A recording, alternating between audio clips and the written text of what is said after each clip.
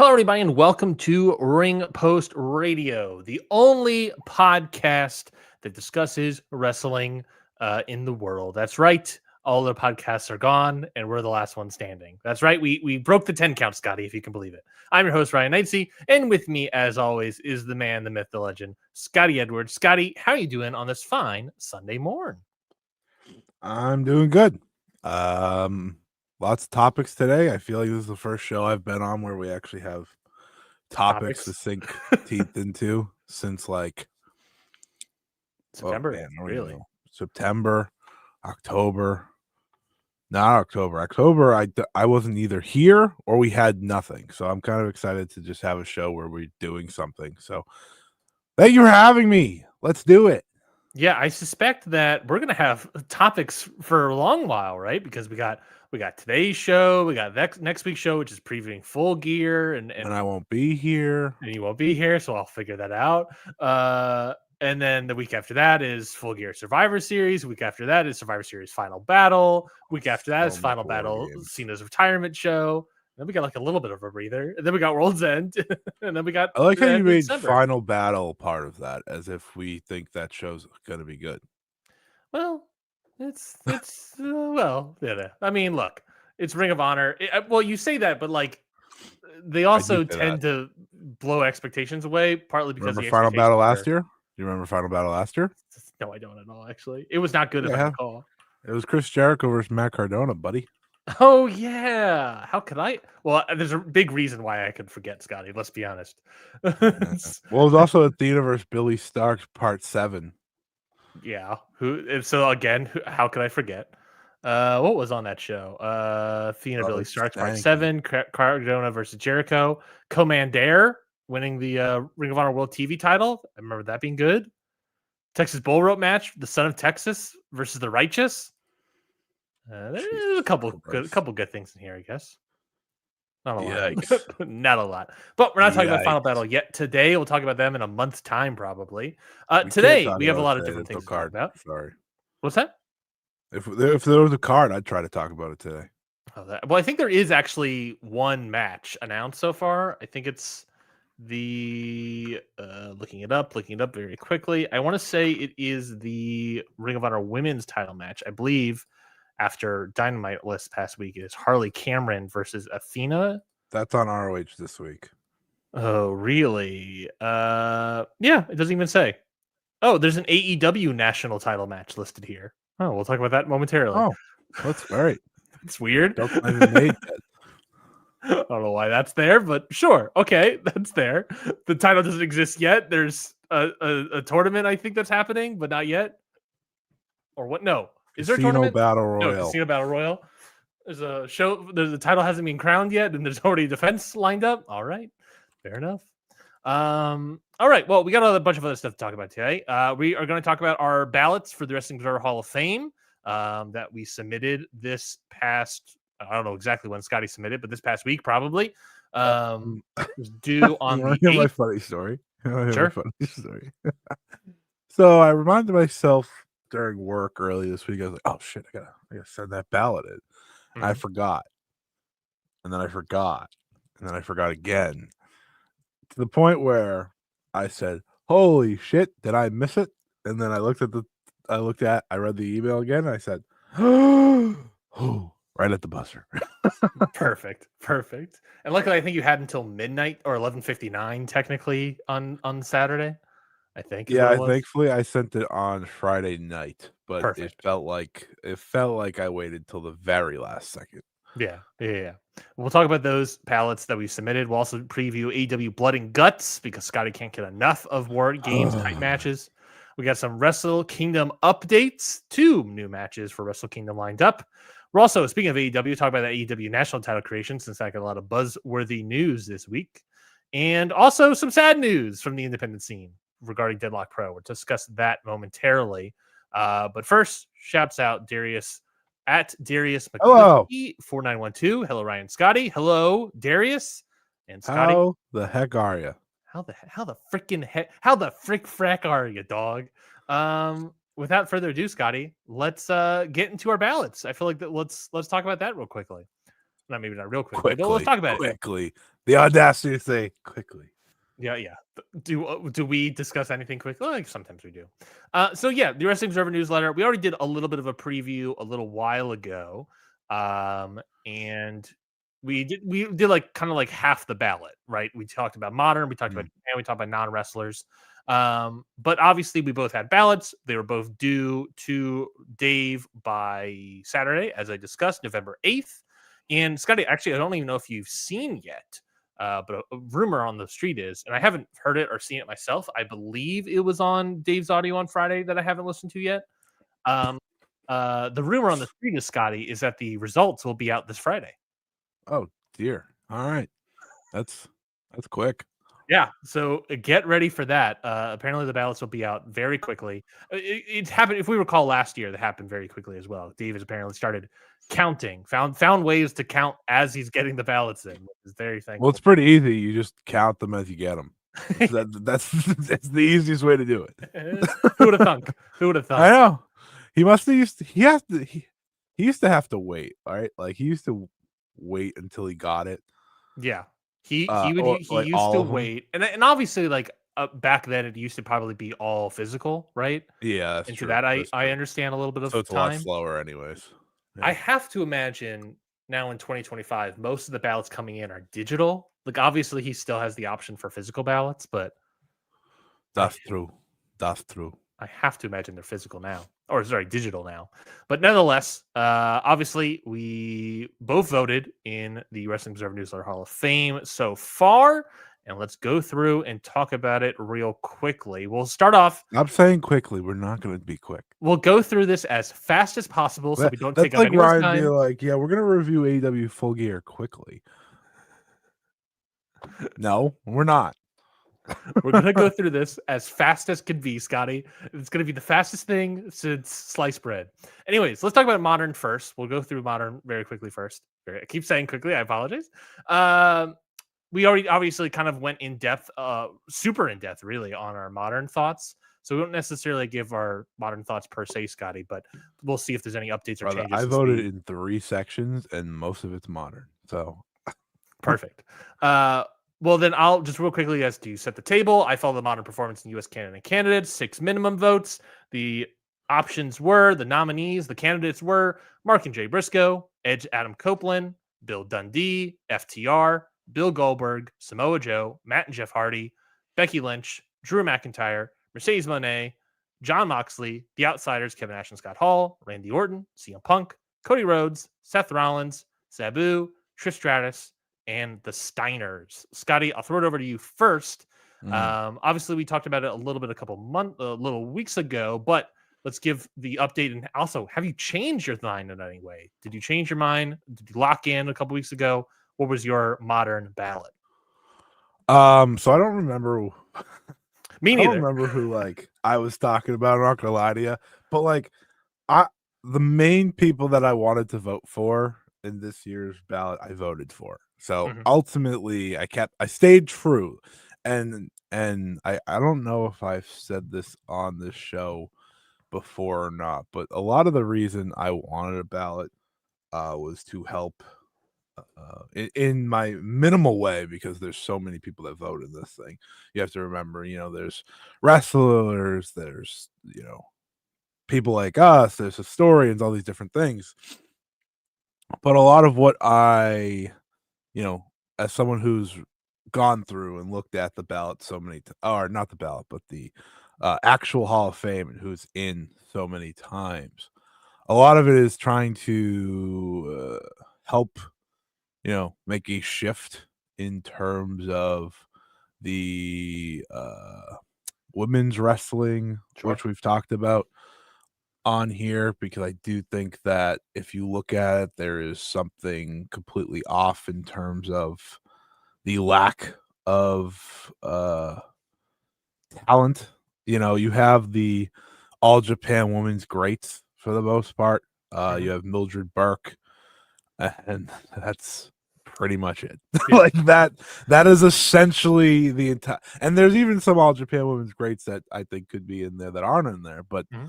My point is that before the beauty pair, it went like it went almost 20 years without a women's inductee. It was from 2006 with Aja Kong until the Beauty Pair, if I remember correctly.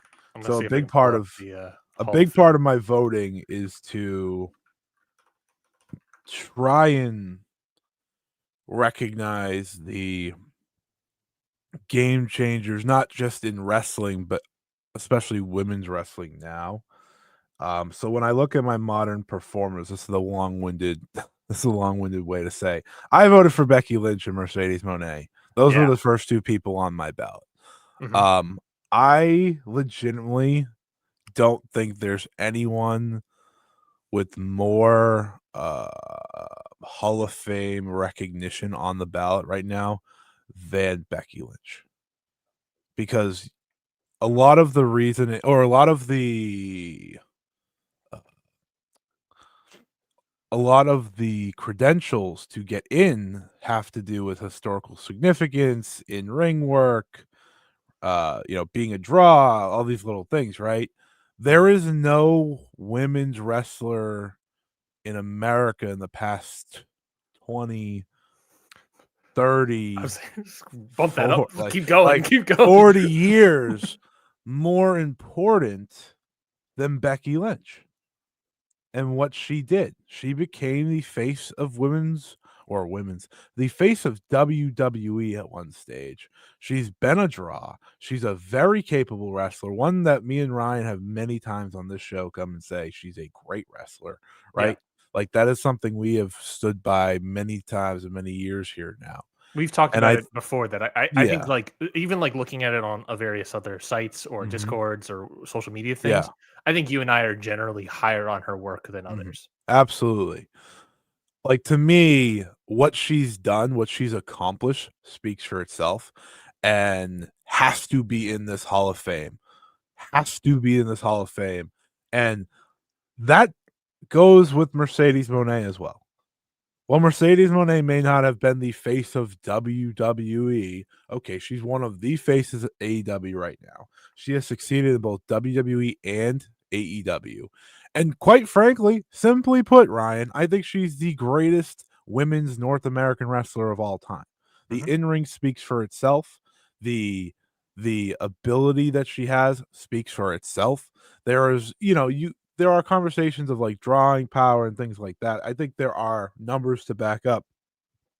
When she was in WWE, there was drawing there.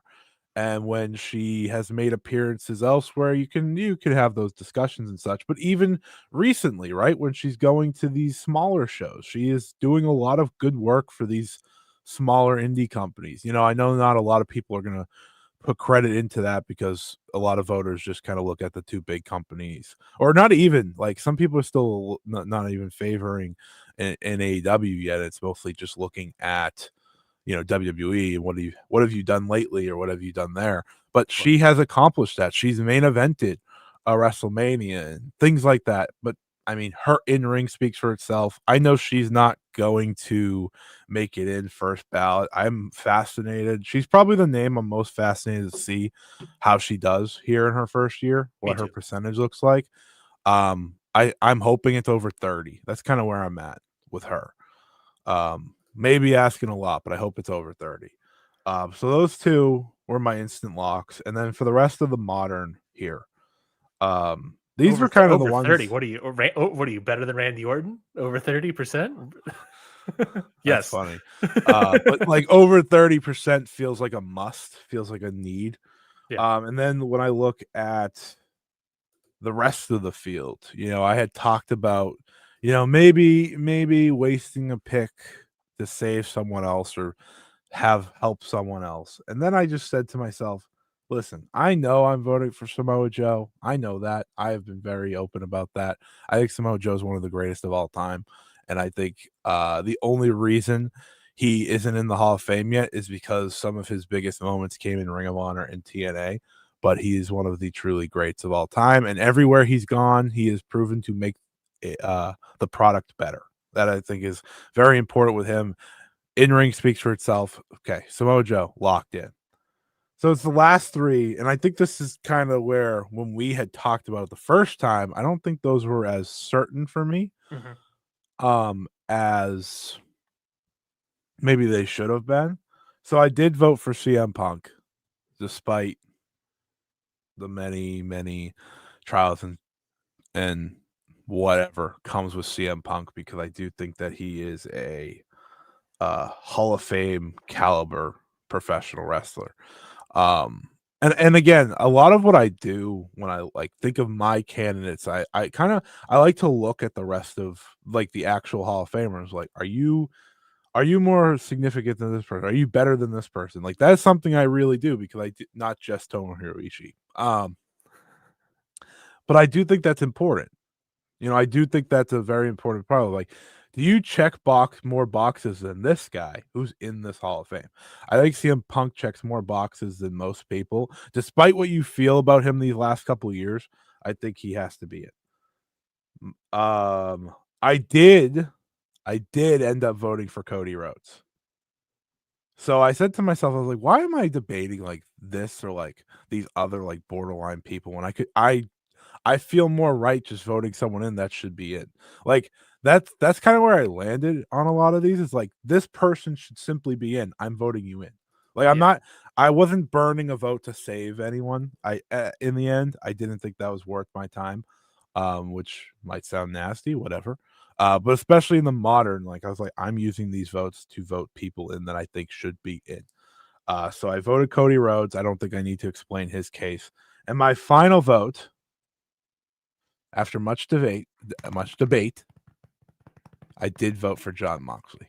Ooh, which I consider growth after the last year. Yeah, you really. No, if I recall, Moxley was the one you really struggled with because of the whole Death Riders. What have you done lately, sort of thing? But you get out of my head. Look at the entire scope of it.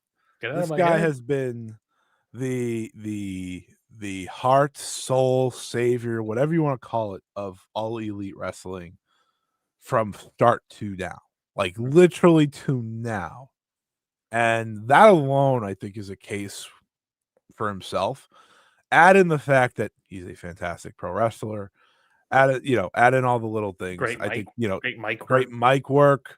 The Shield stuff, I think, is kind of overlooked at this point when it comes to Jon Moxley, but that was very good and probably the best part of his WWE run. But he's always been a big name for the past 15 years, pretty much. And I think his work speaks for itself. So those are my 6, just to rattle them off one more time before you go. Becky Lynch, Mercedes Moné, Samoa Joe, Jon Moxley, Cody Rhodes, and CM Punk. I've no issues with any of that whatsoever. Yeah, I felt good about it when I sent it in. Yeah, I completely understand. My 6, I'll just quickly knock off the ones that you said as well. Jon Moxley, voted for Jon Moxley, same sort of reasons. Ace of AEW, savior of AEW multiple times. I do agree that his Shield stuff kind of gets underlooked. When I got like back into wrestling, and this is not really saying that it's a Hall of Fame case in any capacity. No, but it matters. But when I got back into wrestling, it was right around that time of the 2016 draft when he went over to SmackDown as like part of like the big 3 with Cena, Styles, and him. Yeah. And I enjoyed his work greatly then. But obviously that's not any sort of Hall of Fame stuff. But still, I just think he's been like consistently really good to great. He does have times where it's like where you're like, John, what are you doing? You get out of your own way a little bit, maybe. But I still think he's great. I mean, his mic work is phenomenal. The level of star that he has been for AEW has allowed the company to grow. And not only, I mean, an aspect of it as well that, maybe could get under discussed just because it's like we don't know how much is actually being involved. But if I recall correctly, I'm just remembering this now, Scotty. If I recall correctly, isn't like Moxley like part of the training of wrestlers in AEW? Like, isn't he he part agent, part like coach, unofficial, like unofficially type thing. Yeah, like if I recall correctly, he has some sort of coaching thing that he's been doing. So there's an element of, do we think that like the in-ring ability in AEW has increased for the past couple years? Probably, I would probably say yes, and so to a degree, you can hand it to Mox, I guess. But there's so many other people, but it's such a small sliver. If you look over the past, barring Death Rider start, Yeah, first half. It's good now. Barring that, right? Has there been a better in-ring wrestler in AEW consistently than him?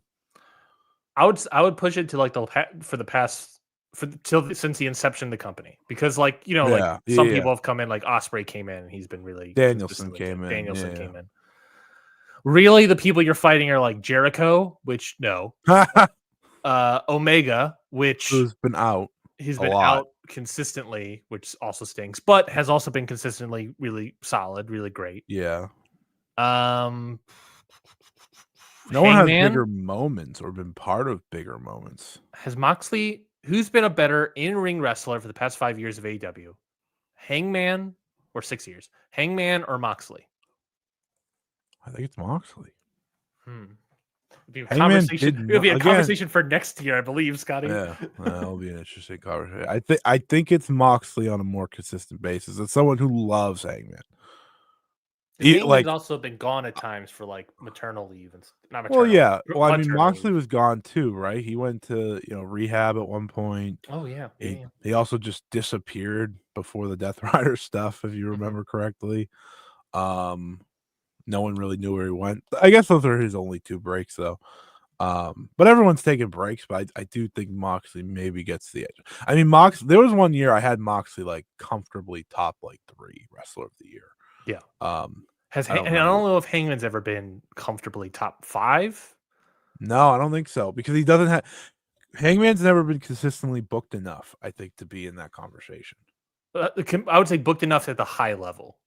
Obviously, he gets booked a lot, but he is not enough at that high level. I mean, Jon Moxley is Hangman's best feud. Yeah, I mean, I would say yes. And there's something to say there. And to that extent, like the draw of Texas as well, and all that stuff is really good for Moxley. Cody obviously voted for Cody. Come on, big time deal. Really solid wrestler, really good on the mic as well. Big time draw. Despite those SmackDown numbers. Yeah. What have you done for me lately?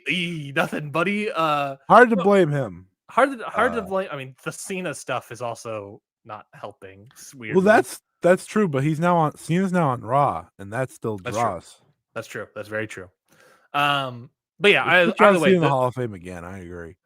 Cody, if he doesn't get in this year, next year might have a slightly tougher time.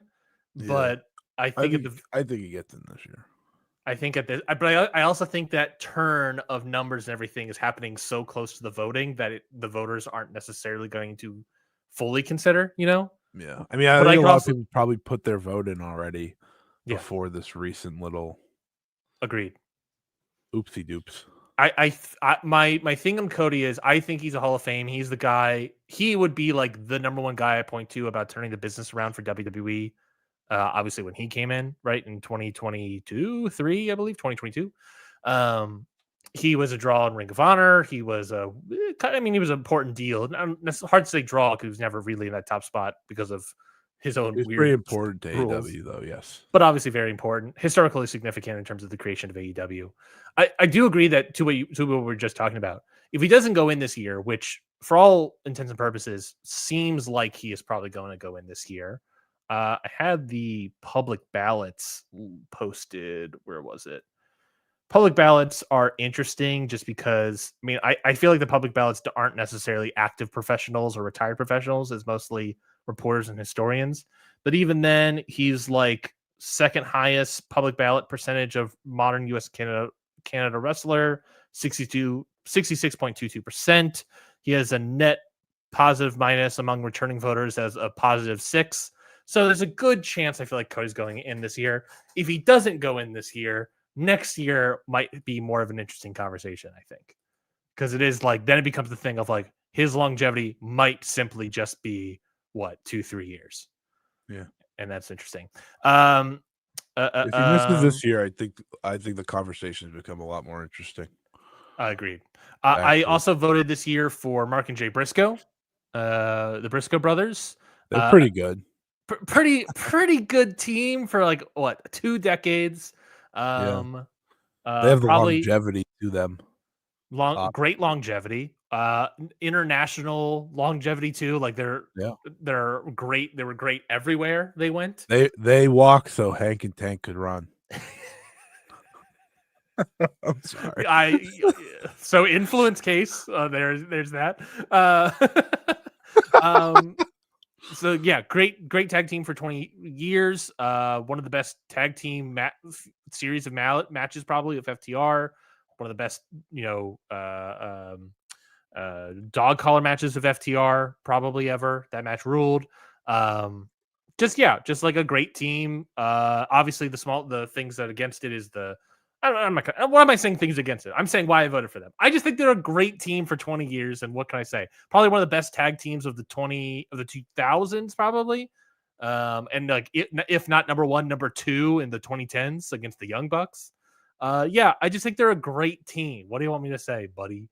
I also voted for Sabu. Sabu, really solid, great wrestler, very influential in terms of what wrestling became once he shot onto the scene, really.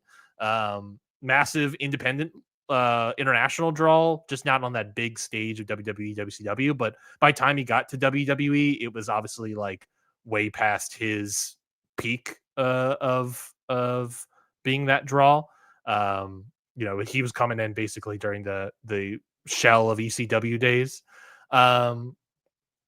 But even when he came in, he was put on top. He was a guy that was like wrestling Rey Mysterio and John Cena, especially, and feuding with John Cena. Obviously, John Cena, and that's like when I was doing like the John Cena like retrospective stuff.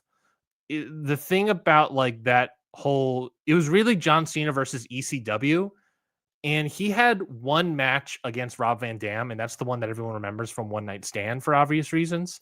But surrounding that one match, he was mainly feuding with like Sabu.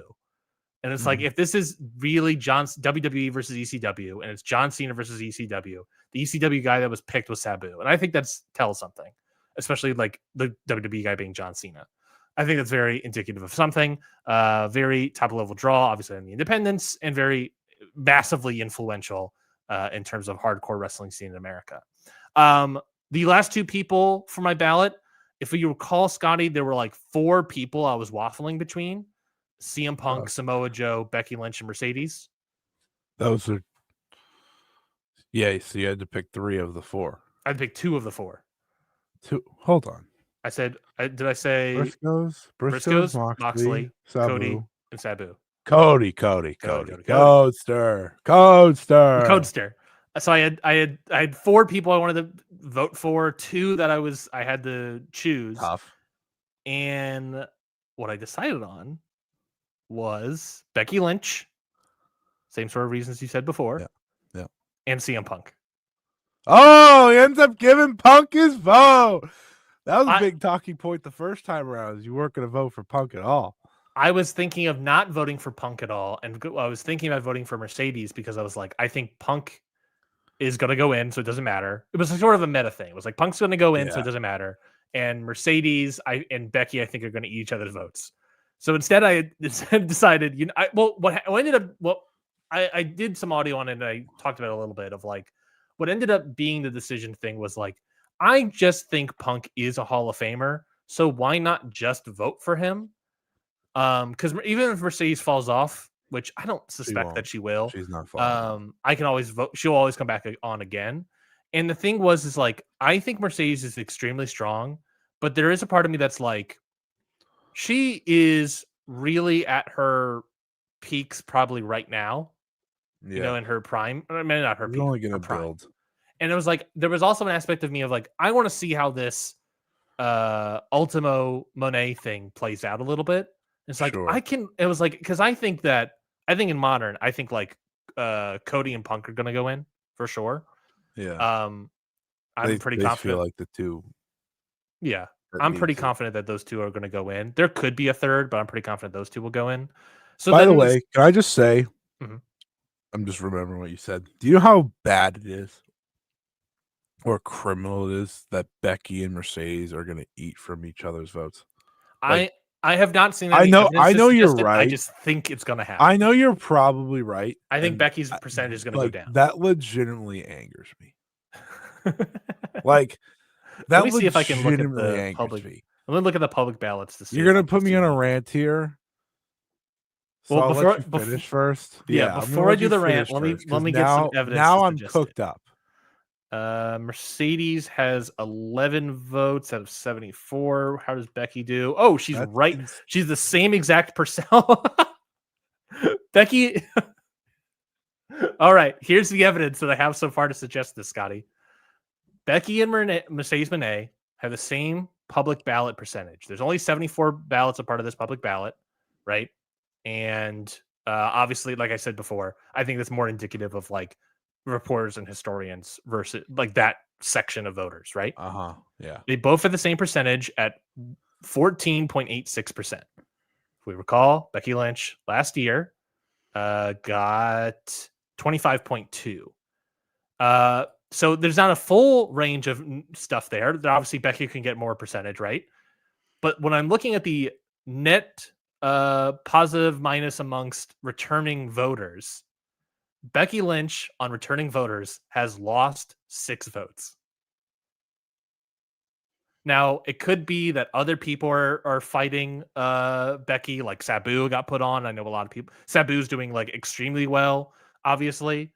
But the fact that Becky and Mercedes have the exact same percentage right now, and Becky's lost 6, it could lead to my theory of I think they could be eating each other's votes.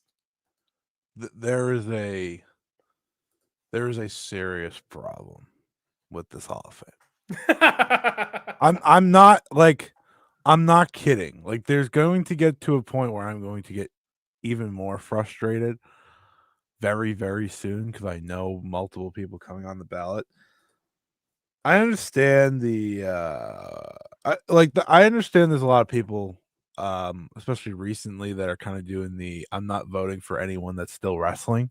Yeah, which I understand. I get it. I get it, but this is how it's made. Like, this is how the Hall of Fame is made. Part of my response there is don't vote for modern. Right. Like, absolutely. Don't even put yeah, no, I'm with you. So like for me, there's fundamentally a problem, and again, I was talking about it earlier, but now you have sparked me up. Spark me up, like how is there gonna be a Hall of Fame that's supposed to represent pro wrestling history, and I mean the voting team can't overall showcase that in full, like that. There's a clear discrepancy here that I don't need to point out. You just kind of explained it in many ways of like there are, I always forget the exact number. What's there, 13 or 14 women in this Hall of Fame? There's something like that. Not a lot.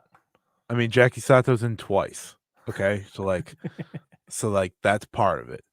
And there's a lot of change going on in pro wrestling even right now, where a lot of the top stars are the ones making waves, especially this year, is women's wrestling. And when it comes to someone like a Becky Lynch, and when it comes to someone like a Mercedes Moné, my scorching hot take these days is that I think all 4 horsewomen need to make it in eventually. That's fascinating. I know. Well, because they changed so much in America. Mm-hmm. Like, their impact, I don't care how you feel about Charlotte or Bailey in terms of like in ring, their impact is massive. Sure. Like they helped change a perspective amongst fans, let alone booking teams, let alone Vince McMahon of all people. Like, the change of perspective is a great point, because before them, it was Braun Panties matches. Like, who gives a shit? The bathroom 2-minute break matches. Yeah. Like it was nothing. Like, they didn't have matches. They didn't have real matches. Now they, like, Becky and Mercedes, not Becky. Bailey and Mercedes' match at Brooklyn seemingly was like the light bulb going off moment for a lot of people, right? Yeah. It's like, holy hell, what can we do? Before that, if you were watching NXT, they were already doing that.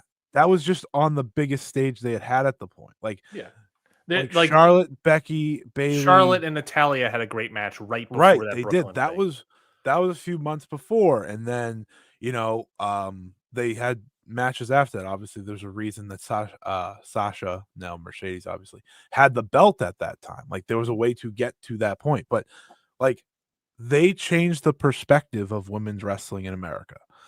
We can, people always say like, well, TNA, did stuff for the women's evolution and stuff. I'm like, I'm with you. I agree. But in terms of perspective, in terms of the way people viewed women's wrestling in America, it's those four. So like I'm fully behind that, but none of that matters, Ryan. Mm-hmm. None of that matters until one of them gets in, let alone the idea of all four. And if Becky Lynch is getting this little, and again, this is only of the public, so I understand. Like, This is 74 ballots. Right. This is 74 ballots of many. There's a lot of ballots. But still, like, that low is scary to me. Like, there is a blindness to women's wrestling and the importance of what these two are doing, especially. I'm not worried about them like missing the ballot. Like I'm pretty confident they'll both be on it still next year. If they're not, we have a bigger problem to discuss. Agreed. But yeah, I just wanted to bring up that point because like you going through that, I had come to that four horsewoman conversation overall because I do think that historically they've done a lot of good. No matter how you feel about Charlotte or Bayley or even the other two. Like I think these two should be locks, but I think there is a serious conversation to be had for all four of them when it's all said and done. Because of what they've done. Just to provide additional evidence, potential evidence. Again, this could just be minimal. This could be other people voting in, like Sabu coming on the ballot. -6 in sort of the net returning voters is the highest negative net number. Of course it is. Two other people share that, and that so far, and that is Stanley Weston, obviously, magazine publisher, historical U.S. Canada non-wrestler, and Jim Johnston, modern U.S. and Canada non-wrestler. Which to me, obviously, different section of the ballot. Something else is eating into their votes. I think like Jesse Ventura, probably Gorilla as well, coming onto the ballot, probably eating into their votes. For year over year differences, obviously last year Becky's final percentage was 25%. In the public ballots last year, she got 25.37%. And she had a positive net amongst returning voters as a +6. So she is going in the public ballots. And last year was 71 ballots. Now we have 74. Yeah. I don't know how much crossover there are in terms of I think people that are making public ballots, but she is obviously losing votes in the modern U.S. and Canada. And the question is to whom? There is also a thing I just wanted to bring up here before we move on. I talked to enough like people that don't have ballots. Yeah. And every single person said to me, how is Becky Lynch not in? I think that says a lot. Like when I show them my ballot, right? That was part of it. Like, here's who I'm voting for. And they're like, when did Becky get on? Like, that was a big topic point. And I'm like, she's been on a few years now. Like, this isn't brand new. Yeah, I think she's, I want to say this is her third year. Let's see. I think it is. Yeah. I believe it is, but fourth. Like, this is our fourth year. If you want to ask the public perception, and again, I know like the public doesn't vote or whatever, but the public perception is if she's not in, what are we doing? Mm-hmm. If she's not in, and obviously that, if I asked about Cody more specifically and Punk especially, I think that resonates still. But in terms of, again, seemingly trying to break through this glass ceiling that is women in this Hall of Fame, I think we're in trouble if it doesn't change. And when I say we're in trouble, I mean like I don't know if it's ever going to change if these two can't get it. Yeah, and like I said, obviously other people could be eating it. It could not just be a Mercedes thing. Sabu is doing exceptionally well. Yeah, in the public ballots. Sabu getting put in, and this is gonna sound dark, but Sabu getting put in after his passing, I think make a lot of people reconsider him overall. Obviously, Yeah, that's not to be like a bad thing. Obviously, he has his case, and but that's part of it. And Darius in the chat from the VOW Discord, Hunter85, I know that person. Last year 460 votes in modern. So obviously this is this is all right. Well, there are 74 public ballots in this region, and last year I had 460. So again, these are very small margins. Someone from active professionals, retired professionals could vote really well for Becky or even Mercedes, but yeah, that's the question. Or they could be worse. I also see some questions. So her going down is more that's indicative of something. Yeah, it could be. It's obviously indicative of a year. Nothing with her. I mean, I think there's something to say about like the past year of Becky. I think just like not necessarily. I mean, but people liked the Lear Valkyra feud. Some people did. Some people didn't.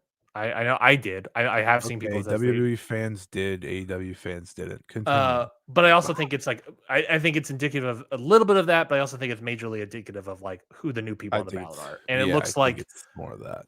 Let me see who else in terms of the new votes on modern is doing well, because obviously Sabu.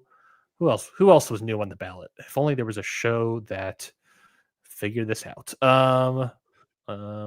Modern US and Canada. Let me just Command F Modern US and Canada, and I'm just going to do this one last bit, Scotty, and then we'll move on. Yep. Is there anyone else in Modern US and Canada that's like doing really well that came on new? Bill Dundee is doing really well. Not really well. Sorry, he has like 16.22%, so not entirely well, but he's doing better than Becky Lynch and Mercedes. So then Mercedes would be the other one since they match. Outside of that, I think all the other new people are not doing well. Yeah, FTR, Seth Rollins, Drew McIntyre, they're all not doing really well at all. So yeah, it's just an interesting thing to follow. Let's move on to another region. We can quickly say this: historical. Scotty, we both abstained. Yeah, I don't have the knowledge to confidently vote in that, so I did not take part. There are a lot of people I'm very aware of their case, like Junkyard Dog and Von Erichs, Wild Bull Curry. I had said if I was going to vote for someone, Junkyard Dog was the first. Yeah, there's a lot of people I'm very aware of their case, but it's just like I'm not.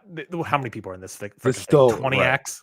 Yeah, I'm not. I don't have the time to go through every single person and be like, "Do you have a case?" Yeah, my goal is for next year to try to fill out the rest of it. In terms of my knowledge base, and then try to vote in it next year.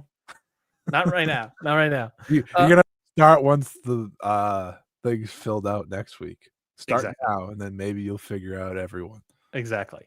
And I think we can do the same for Mexico real quickly. I think we both abstained. Correct. Same sort of reasons that we were like, oh, we're both not comfortable with our knowledge base. I know you did Europe. I did do Rest of the World Europe, whatever. Who did you vote for Europe? Rest of the World Europe. Yeah, I can talk about that. It sounded funny when you said that. I can talk about that real quickly.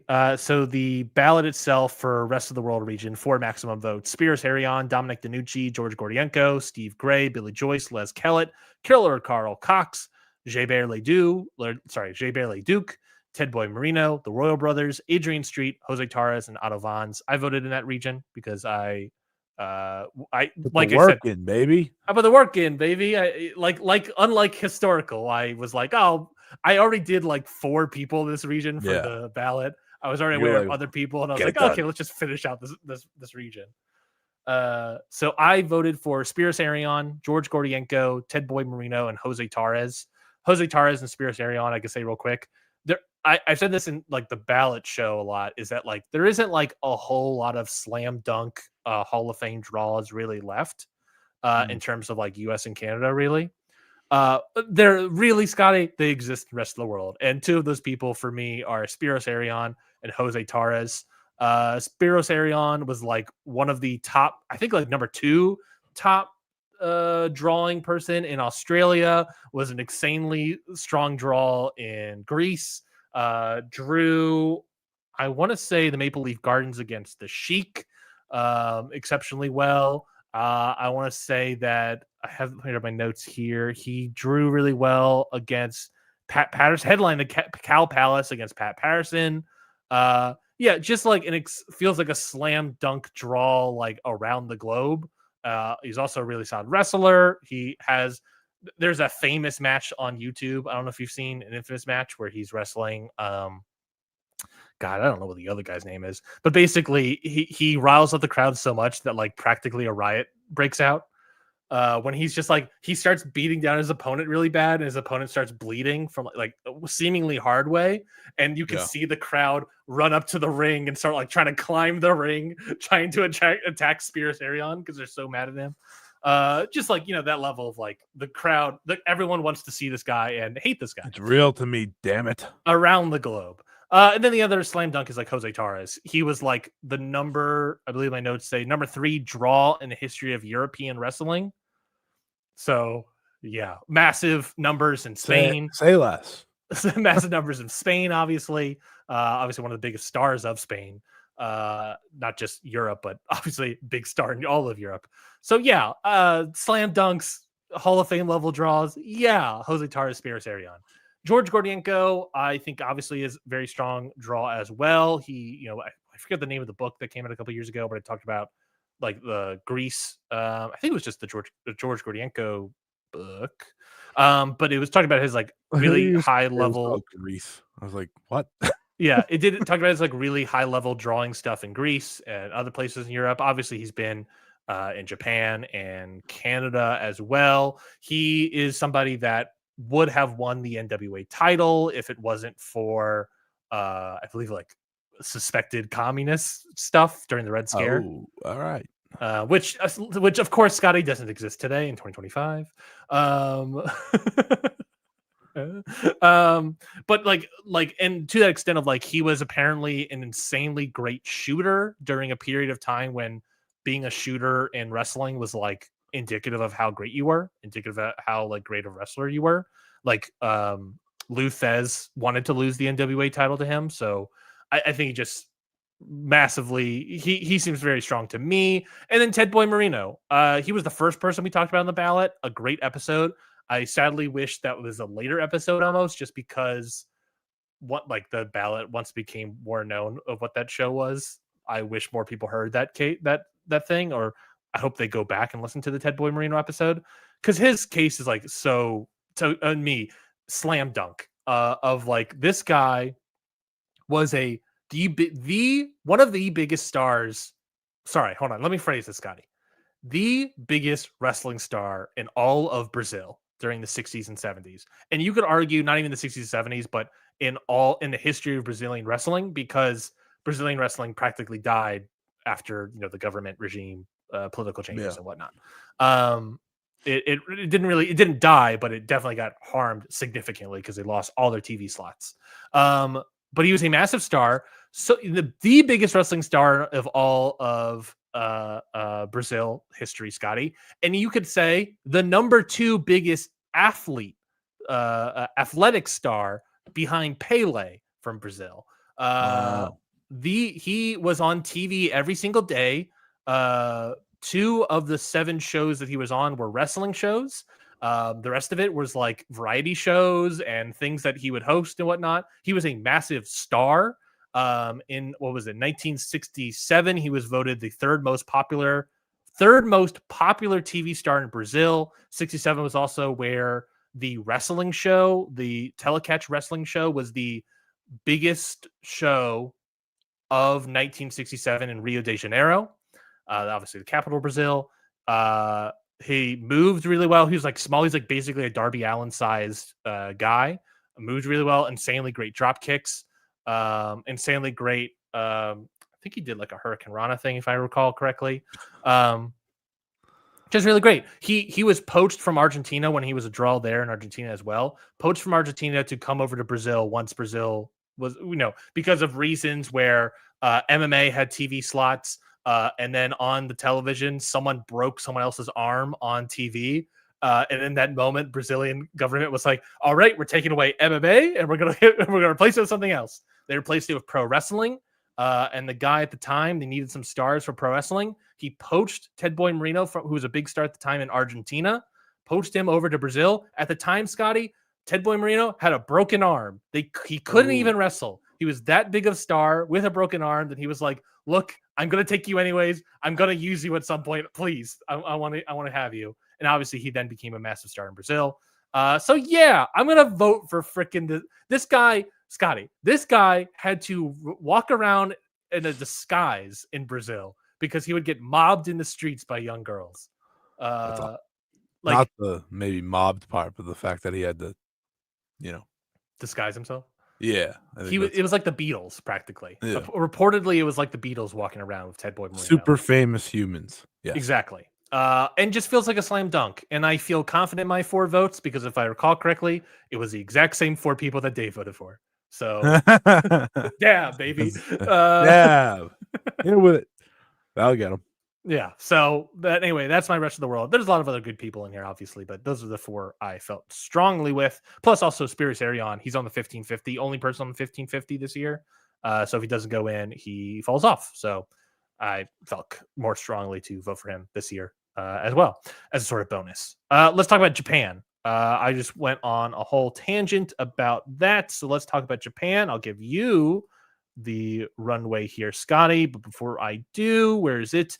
The Japan region, 3 votes maximum. You have Tenkoji, Yoshiaki Fujiwara, Hayabusa, Masaki Mochizuki, Antonio Inoki and Seiji Sakaguchi, Zack Sabre Jr., Meiko Satomura, Io Shirai, Tiger Jeet Singh, Yoshihiro Takayama, Eminami Toyota, and Toshio Yamada. Scotty, what are your thoughts on Japan? I voted for one person. Oh, interesting. And you said you voted for Tiger Jeet Singh. Oh, interesting. Yeah.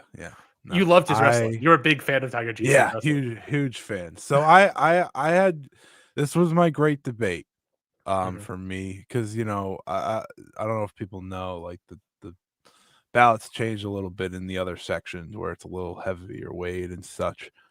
So not everyone just kind of walks in while modern's like fighting for their lives. Which I think is important. I understand it. So that made the vote very important, and I debated this greatly. I originally had 3 filled out. Real quickly, I just want to say that the joke would have been funnier if I said, instead of Tiger Jeet Singh, if I said Tenkoji. That would have been the better joke. Anyways. Yeah. But I feel very, very. Can you say what the 3 were? Yeah, so I was with Io, Meiko, and Takayama. Well, actually, there was more than 3, for being honest. Sure. I heavily considered the gold combo, which of course is Toyota and Yamada, both of who I voted for last year. Takayama I had seriously consideration. A lot of people did some great work about him that I've read about and studied this week, actually. Plus, I have friends that just love him, so they kept saying Takayama to me. That helps. I heavily considered Masaki Mochizuki. I think most Masaki Mochizuki's longevity and importance to Dragon Gate speaks for itself. And Hayabusa, I think, was the other one that I seriously considered. But I said to myself, to me, there's only one slam dunk in where she's placed on this ballot, and that, of course, is Io. And I, of course, did a video or not a video, but I did a podcast on the ballot with you talking about Io alongside Trent. Yep. Great episode. Have just continuously stressed how incredible Io is just in my daily goings, I guess. But to me, based on the many who have gone in Japan and the many who are on the ballot now, this is kind of the start of the modern Joshi involvement. Because I still count Meiko as part of then. For me, Meiko retired this year, so I feel like that's a very fair take. Io kind of opens the door to the next generation Yes. And in many ways, she was the first star of that new generation. I would agree. And a star who has not only been great in Japan, but has seemingly busted down every door possible in WWE. Something for a woman is impressive. Something for a Japanese woman is all the more impressive. Yes, there is Asuka, of the successful women or Japanese women in WWE, but Io has become one of the biggest stars in the company. She had the best match at WrestleMania this year, and I don't think it's up for debate. She has got, she has had multiple big moments and become one of their top featured stars. Um, I've done so much of talking about Io and uh, her credibility for this vote, but I also just say this: I've seen a lot of wrestlers.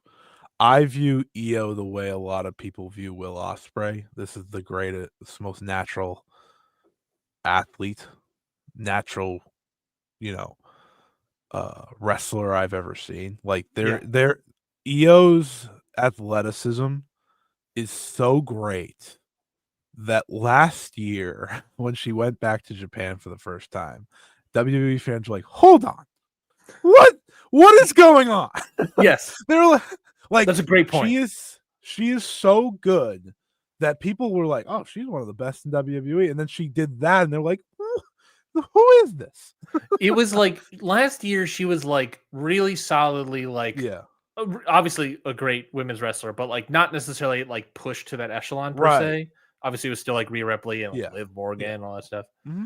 And once Oh she went yeah, over to Japan, once she went to Marigold and did the match with yeah. Utami, right? Utami, yeah. And everyone in the world was like, "Wait, she's still this great?" Yeah, and then she came back, and WWE was like, "We have to push her more. What are we yeah. doing?" Exactly. Like she is someone so good that's just capable of passing as good to great at 60%.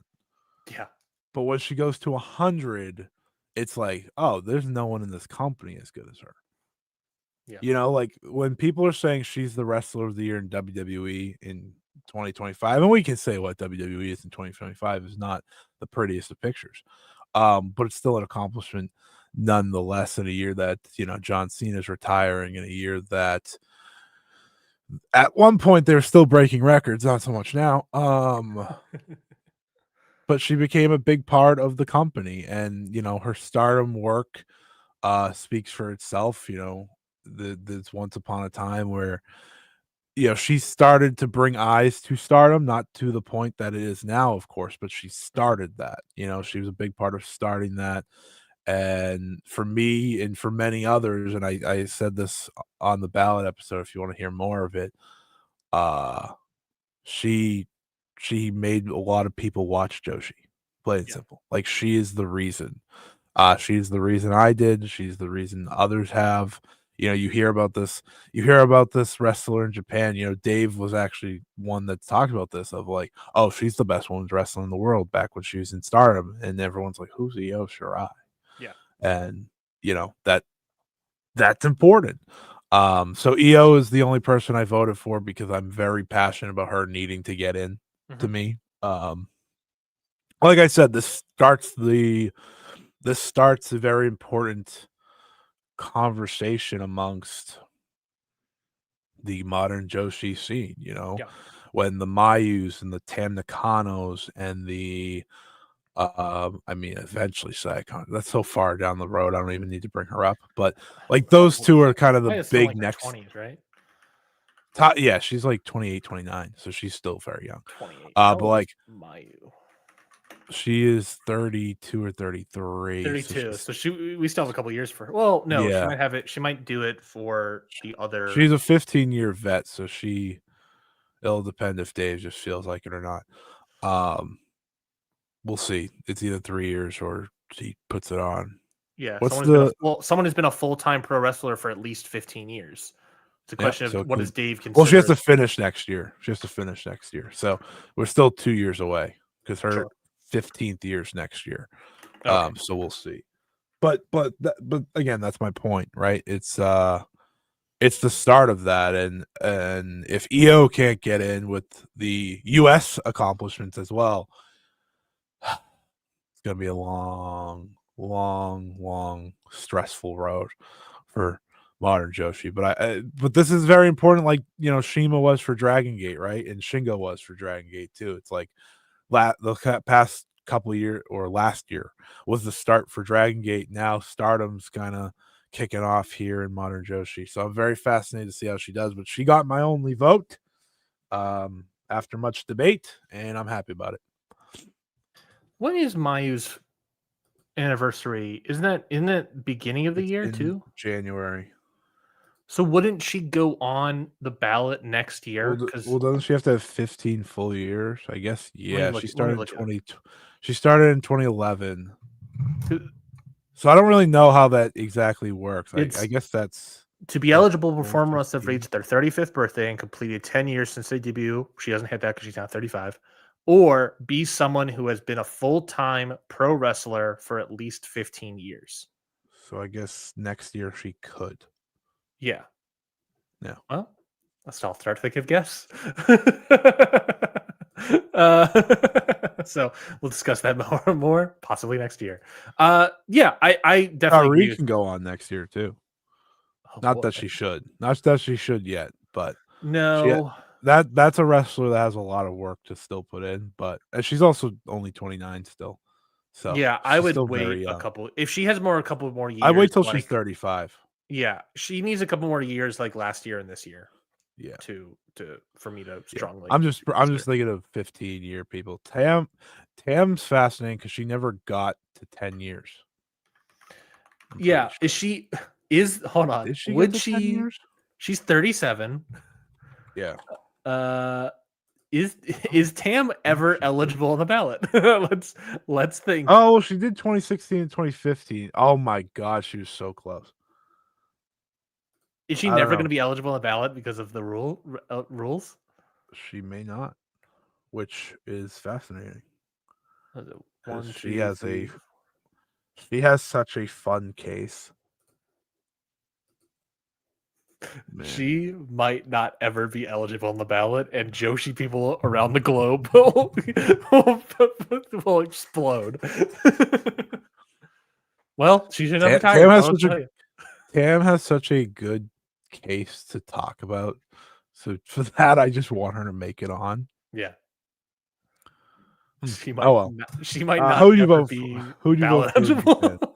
Who do you vote for in Japan?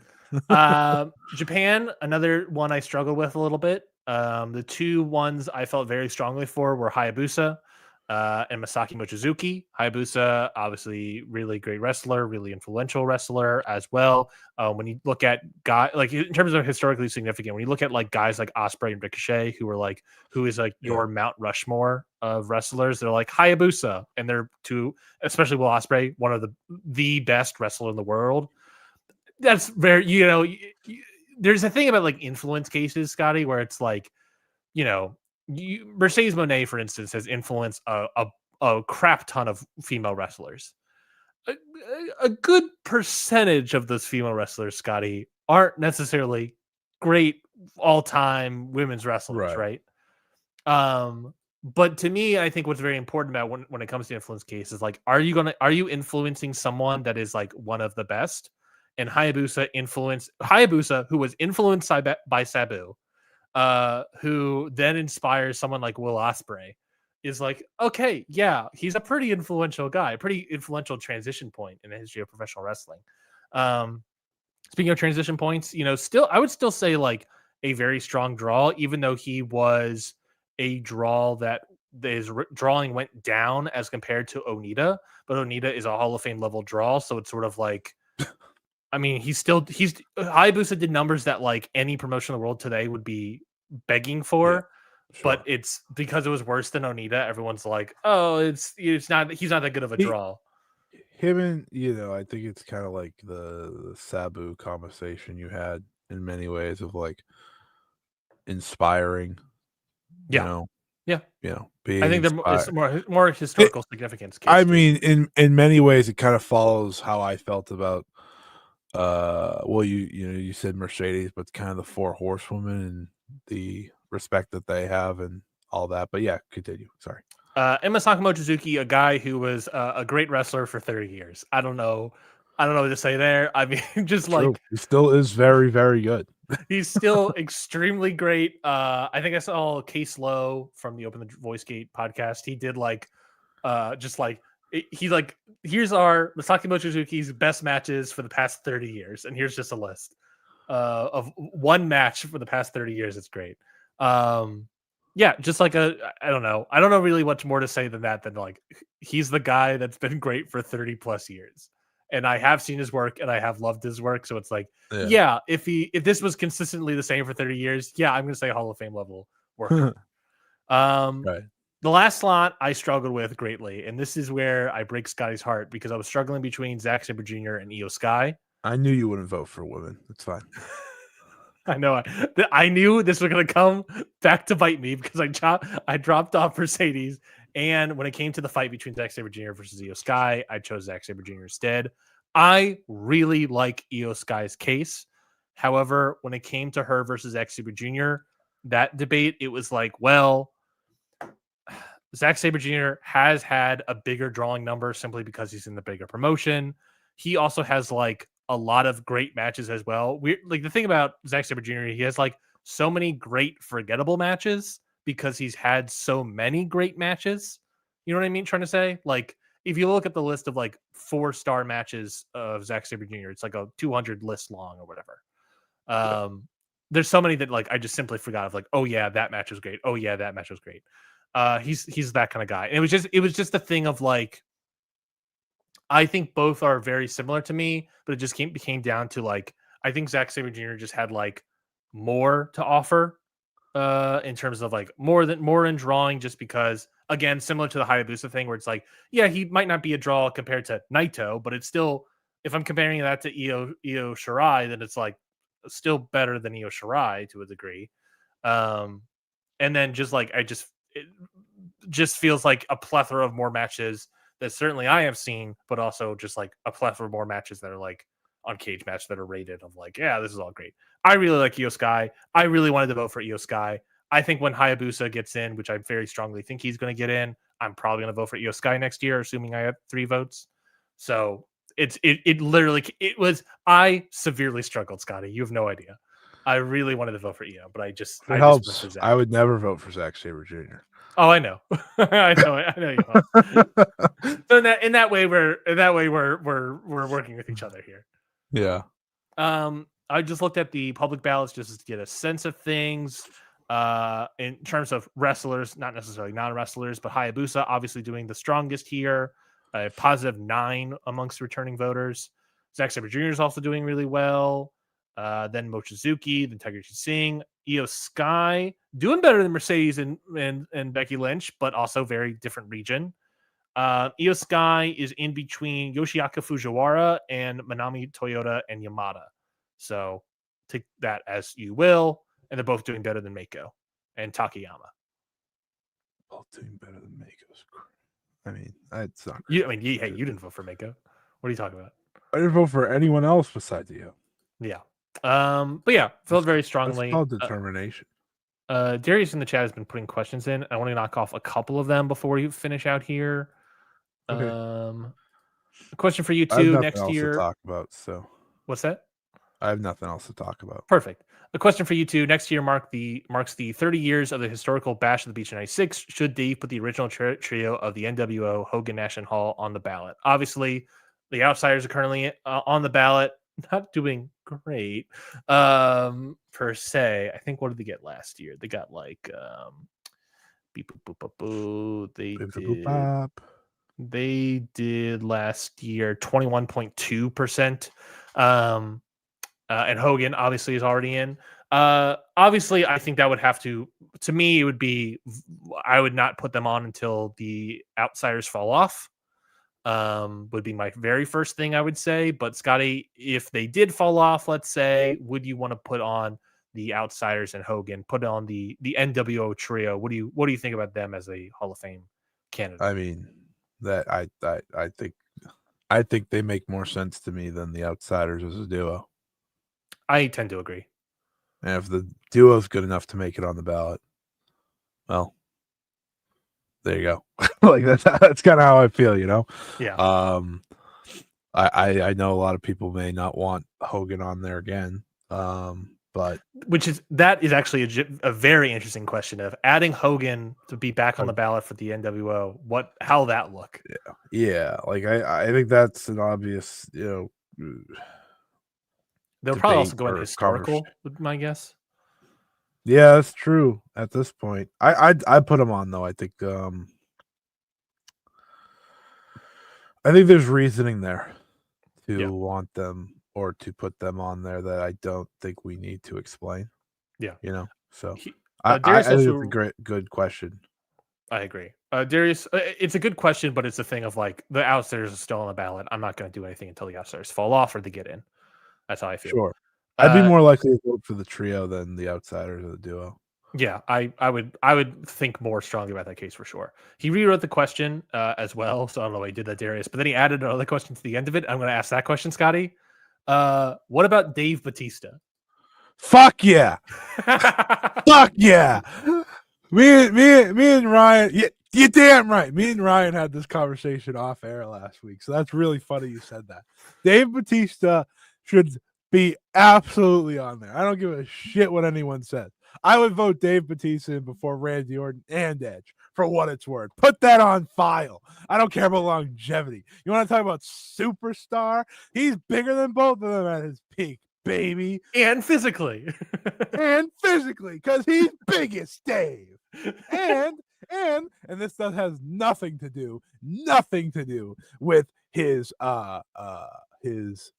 credentials, but he's a fantastic actor as well. So hell yeah. Not really a wrestling Hall of Fame case, but I'll give him points for being the best wrestling actor. Fuck yeah, you will. Yeah. I would vote Dave Bautista without hesitation. Also, that entrance, man. Aura. People like to talk about aura these days with Roman Reigns and no one else really. But Dave Bautista, I fucking love that guy. That's a great question. Yeah, put Dave back on the ballot. Let me vote for Dave. I would kick almost everyone to the. I will kick to almost everyone else to the curb for Batista. I'm not even slightly kidding. You may ask, is that favoritism? And my answer is yes. I don't care. People talk about all the time about like everyone has like the subjectivity, like the personal love of specific guys. Dave is ours. Dave is like the guy we grew up watching. We're like, yeah, Dave Bautista, baby. Oh yeah. I mean, it's funny because like, I highly recommend this. Go back and watch some Dave Bautista matches. Electric. Yeah. He may not be like the 5-star classics, but oh yeah, he was awesome. The dude was awesome. Fucking get Dave back on this ballot right now. This is actually what I did going back and watching. I know you did this, but when I went back and watched like Cena, some of Cena's old stuff, and like when people used to say he was bad, I was like, I don't know, this is pretty sick. Like no, it's not 5-star like type stuff that like people love. But I was like, there's something it's here. Fun. Yeah. Like these matches are fun. They're gritty, And you obviously aren't on Twitter anymore, but this has been the great debate of the past day again of like, was Stone Cold Steve Austin actually a good in-ring wrestler? It's like, yeah, he was. What are we doing? Why are we what are you talking about? Stone Cold. I don't know. People like to like, oh, was he actually that great in-ring? Because this is the another rant coming. This is the problem with current day wrestling. It's all about match quality. It's all about 5 stars. You spreadsheet nerds. I have a spreadsheet, so I can Me too. You spreadsheet nerds. Like so there's just absolutely. I absolutely am. But like there's just something about a wrestler that captures you.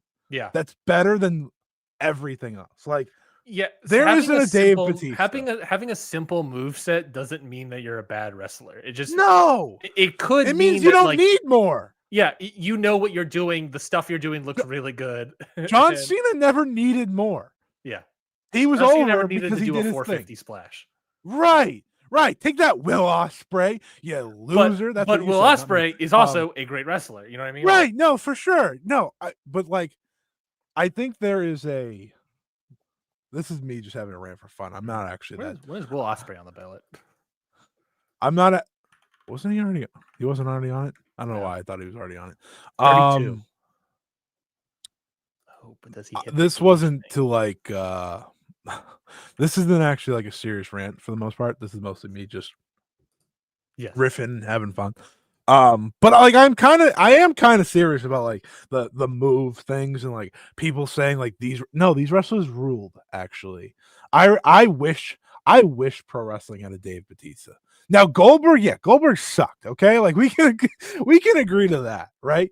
Yeah, Ryan, that Goldberg bad, not a good wrestler, but like in his peak, he was probably awesome. Right? Yeah. Like how we grew up on Dave Bautista. If I grew up on Goldberg, I'd probably feel just the same. I agree. But Dave Bautista rules. And I agree. Great question. Get him on the ballot. He gets my vote every year until he gets in. He came on in 2011, fell off in 2013. I think another question with that is his the time for him at that point when he came back to wrestling, he was very soured on, remember? Mm-hmm. I enjoyed him coming back in that Triple H feud. I enjoyed that a lot. Dude, he was kind of sick in that Shields feud. You remember those Shields matches were kind of beast. Yeah. Bautista actually rocked. No, you know what?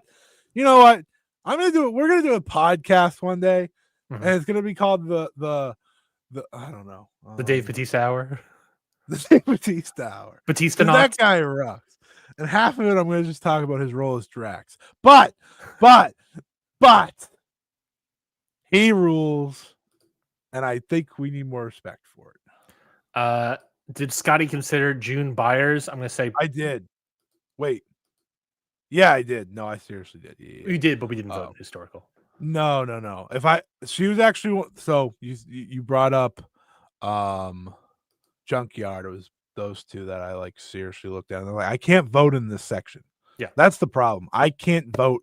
Like, I'm not going to have myself vote in a section that I don't think I can truly vote with full sincerity. Yeah, like I would feel wrong if I was like, oh, well, I like the like. Yes, I do the I like this person, whatever, but. For that section specifically with the historic aspect, yeah, I couldn't. But thank you for the question. I appreciate that. And then other question here. Dave Scotty didn't vote any non-wrestler. No, he did. Let's talk about it now. Scotty, non-wrestlers. We had 7 maximum votes very quickly. Dave Brown, Zane Bresloff, Bobby Bruns, Bob Caudle, Joel Higuchi, Jim Johnston, Larry Masick, James Melby, Bill Mercer, Gorilla Monsoon, Rossi Ogawa, Reggie Parks, Morris Siegel, Tony Schiavone, George Scott, Kevin Sullivan, Mike Tenay, Ted Turner, Jesse Ventura, Roy Welsh, Stanley Weston, Grand Wizard, and Koichi Yoshizawa. Scotty, you had 7 maximum. What were you thinking? I actually didn't vote this year. Really? Yeah. Really? Oh, okay. What was the decision?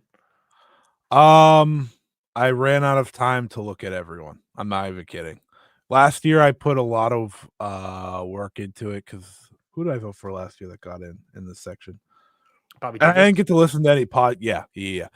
I didn't get to listen to any podcasts either on this, and that helps me a lot. Sure. So a big part of it, like I was just going to vote for the 2 I voted last year, which was Jim Johnston and Rossi Ogawa. But I said to myself, I am missing a lot of information on a lot of these people. And wait a minute, did I vote for them? I don't know. Look at what the email you sent to Dave. Yeah, no, I haven't had that up this whole time. I'm trying to remember. The heart. You can go. Okay, cool. Well, I'll do this as a preamble as well. So I voted for non-wrestlers, but I did make it maybe a little harder on myself or easier, whatever. I felt because of how the non-wrestler voting pool thing works, of like how they also represent a region that they're in, Scotty. Yeah. I felt awkward voting for any historical US Canada people because I'm not voting. That's fair. I am abstaining from historical Yeah. US and Canada. And Yeah, I was like, that I makes don't want to do that. right. So I removed them, counted up however many people would be, and I got for myself 4 maximum votes to vote for. Is basically how I looked at I it. like Like, that though. That's a if good way to. if I'm abstaining from this region, I am not going to vote for historic US and Canada, despite there, Scotty, being a lot of slam dunk historic US and Canada people like Boris Siegel that I would vote for. But alas, So who did you vote for? who I did vote for was Bobby Bruns, obviously in the Japan area of the non-wrestlers. Massive, important figure, obviously. That's the Trainer. guy. That's one of the guys that I wanted to do more. Yeah. He's the guy that helped train and helped bring Ricky Dozan over to Japan. Pretty big, pretty big deal. He's obviously I would say yes. pretty big. He was also a really strong promoter in I want to say the St. Louis territory. Looking at my notes, yes, St. Louis during the '60s. He was a booker, so that helps him as well. I voted for Ted Turner. Ted Did you vote for Turner. him last year? I don't know who. I don't remember who you voted for last year. Maybe. Would you have voted for him last year?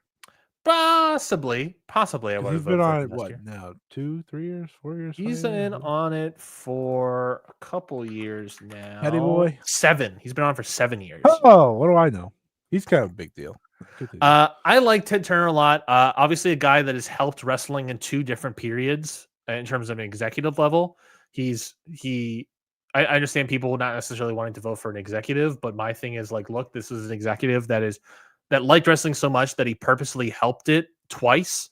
Once in the Georgia territory days, once with WCW and keeping that alive, despite every indicative sort of thing of don't keep this thing alive from his board. There's also a thing for me that's like, there's a thing about like representing periods of time and or promotions or whatever that that scratches an itch in my brain.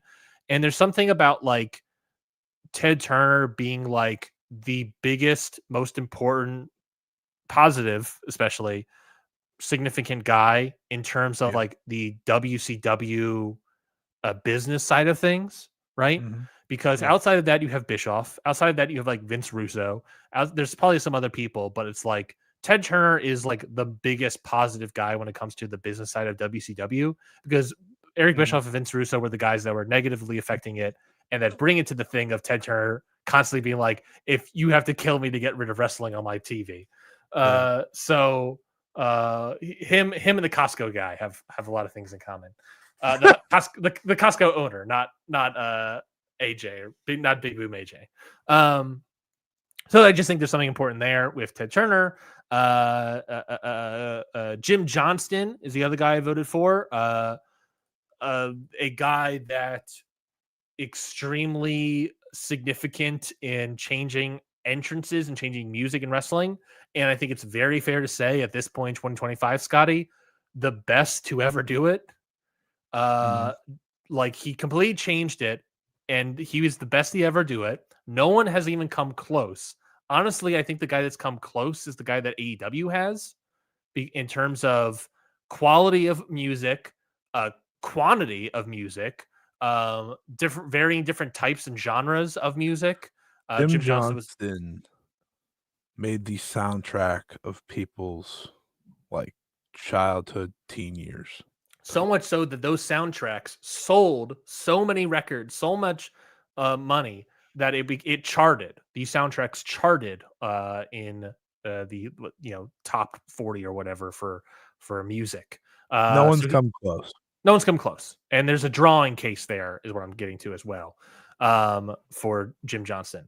And the last guy, there were other people that I strongly considered as well. Another guy that I didn't vote for because he's an historical that I would have voted for was Jesse Ventura, but I didn't vote for him. I liked guys like Zane Bresloff that I could have voted for. I liked guys like Mike Tenay, Roy Welsh, but I ultimately landed on Koichi Yoshizawa reporter from Japan. He went on the ballot for the first time, I believe, last year. My whole thing about him was just like, look, this is a guy that was such a massive bridge in bringing Japanese wrestling over to America and reporting on it, especially, through the Observer and through whatever other sources. But then he was also, as Dave said on some audio, the guy that brought US stuff to Japan. He is the bridge to all of that. I talked to John I Hughes. actually voted for him last year. Yeah, I talked to John Hughes a lot as well about this, because John Hughes was a guy that was obviously around during the Yoshizawa days. It affected him. Is this sort of like, not only did he bring results, Scotty, he brought attendance data, he brought photos, videos. A lot of the early tapes that we would have from Japan are because of Koichi Yoshizawa. Our understanding, basically what I'm getting at is that our understanding from decades of wrestling viewing and experiencing of Japanese wrestling, Scotty, is practically molded and through the lens of Koichi Yoshizawa to a degree. Yep. And by also bringing this stuff back to the States to a degree, he also helped mold what Japan wrestling was to a degree, and them bringing in so many American people. And it just became this thing of like, is Koichi Yoshizawa the reason why I feel comfortable and able to vote in Japan versus me not feeling comfortable to vote in Mexico? And as far as I can tell, Scotty, the answer is yes. The reason we feel comfortable, the reason I know I can say I know stuff about Tiger Jeet Singh, for example, right, is because of partly of the work of Koichi Yoshizawa. The things, the things that I know about when it comes to stuff decades ago, where versus Mexico, there's so much lost footage, there's so much lost history that we don't have, lost reporting that we don't have from Mexico, that we do have in Japan, and it's because of guys like Koichi Yoshizawa, and I felt very strongly about that. And John Muse helped convince me, like, yes, everything I'm feeling of like, because the thing of like, surely I can't put all of this weight on one guy. And as my conversations with John Muse basically was resulted in, yes, you actually should put all of this weight on one guy, because it was basically the one guy. And so I was like, okay, yeah. So he deserves all of it. Extremely significant. Helped even shape promotions to a degree in terms of bringing results and photos and whatnot to Japan. So I just really that's kind of massive. Like, it's crazy. Truly, like I think that can be totally underestimated. How important that is. Yeah. No, it's like, imagine if Lucha Blog was around. Imagine if Cubs fan was around for the past. Yeah, let's get 40 Lucha Blog years. in the Hall of Fame. I agree. But like literally, imagine if he was around for 40 years. No, I'm with you. No, for sure. That's how strongly I feel about Yoshizawa. And I think that's honestly very valid. Like, there's something about opening eyes to people. Yeah. And putting something both for two places, like bringing American results, bringing all that to Japan while also, providing America with so much. I think that's unbelievably important and part of how we've gotten here. That's a big dude rocks. That's kind of where I land. Like that I mean, for what we do, how important that is, like you have to have that appreciation for that, I think. Yeah. Coverage of Japanese pro wrestling from the 1960s to the early 2000s is basically, I mean, think about it like specifically where in your realm, Scotty. I don't know. I can't say for certain how much. I know he did Japanese pro wrestling up until the early 2000s. Was it just New Japan? Was it just All Japan? Was it up until the Noah split or whatever? But also my question is, how much of it was Joshi? Like, how much information about that early Joshi stage, especially the dying days of Joshi as it goes into those early 2000s? How much of that footage, that reporting, those photos come from Koichi Yoshizawa? You know what I mean? That's what I'm talking about in terms of influence, I guess. historically significant. He just seems like a significant guy. Did you look up who you voted for last year, or rather, what? Last year I voted for him, Mm-hmm. Jim Johnson, Rossi, and Bobby Davis. Mm-hmm. And you didn't vote this year? This year I didn't because I didn't have the time to go through everyone. Because I Mhm. would have voted for that guy. Yeah, I would have voted for Koichi. I would have still voted for Rossi. I would have still voted for Jim Johnson. Yeah. And Bobby, is it Bruns? Bobby Bruns, yeah. Yeah, those are the people I had in mind. But I feel like if I told you that of what I was doing of not voting historical and gone 4, you would have then yeah, voted the same way. that would have helped me a lot. Sorry But about that. because of it's not your fault. Because of the historical part, I was like, I feel like I'm wrong doing this. Yeah. So, and I don't want to half-ass it. That's Exactly. a big thing for me. I don't want to half-ass it. So It's the same reason I want to like work on that historical region for my knowledge base to get into next year, yeah, because it sure. also affects non-wrestlers. Yeah. Yeah. I just didn't have, like, as I said, I remembered the ballot right at the buzzer because I just lost myself. Got lost in the sauce. I did, but overall I'm happy about it, and hopefully there's a lot of Hall of Famers. Yeah, we did that quickly, Ryan. Only an hour and 30 minutes. Yeah. Quickly for us. So real quickly, just to do a overview, can you just give your full ballot real quickly? Yeah, my full ballot. I'll say quickly 10 more times. CM Punk, Becky Lynch, Mercedes Moné, Samoa Joe, John Moxley, and Cody Rhodes. That's all for modern. And then I voted for Io Shirai in Japan. A small ballot, but a mighty Small one. ballot, a mighty one. Absolutely. I voted in modern, the Briscoes, Lynch, Moxley, Punk, Rhodes, Sabu. In Japan, Hayabusa, Mochizuki, Zack Sabre Jr. Rest of the world, Arion, Gordienko, Marino, and Torres. And non-wrestlers, Bruns, Johnston, Turner, and Yoshizawa. So there we go. Those are our ballots. Those are submitted. And the mighty don't kneel, baby. And we'll find out who gets in, who falls off, who's new next week. So stay tuned for that. Was there any other questions from Darius I want to pull up here?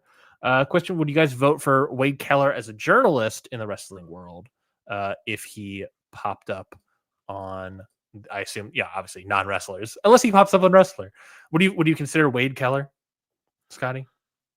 I mean, I'd dive more into it. Voting for a wrestling journalist outside of Koichi, as we just talked about, is very it's a fascinating conversation. Yeah, I think, because I do think it's a big part of it. But at the same time, like, journalists don't go and, I mean, I feel like the only journalist is in that I can think of is Bill Apter. Yeah. And even then, I mean, Stanley Weston's on the ballot and he's not in. And Right. he worked greatly with Bill Apter, obviously. Yeah. I would consider Wade Keller. I would consider it. But I feel so strong about Yoshizawa that I would. Yeah. I'd also vote Dave first. There's a part of me that's like want to vote in Dave before Wade, but yeah, but Dave won't let it happen. No, at least not so far as he's alive. But I digress. Anyways, that's the Hall of Fame. We'll quickly go through other stuff. Let's do. We just had a question in, so maybe this is the transition to AEW, Scotty. A great question, topical. Do y'all talk about the Nixon Newell and Miranda Alizé collision situation? Just tuned in. This is a long show today. We accept who we are. So we transitioned to AEW now, and the big news that popped this morning, obviously, was that Nixon Newell and Miranda Alizé. No, not just this morning, brother. It happened like minutes after the show went off air. That's true. That's very true. Nixon Newell and Miranda Alizé, to catch up everybody, they debuted in AEW on Collision last week, I believe. Won a match. No, they lost a match, I believe. They lost their debut. And then they were going to have this match on Collision against TJ. They did not have the match. The match instead was TJ versus Maya World and Hyan. Two people that would be interesting to see on AEW moving forward. Wrestlers, by the way.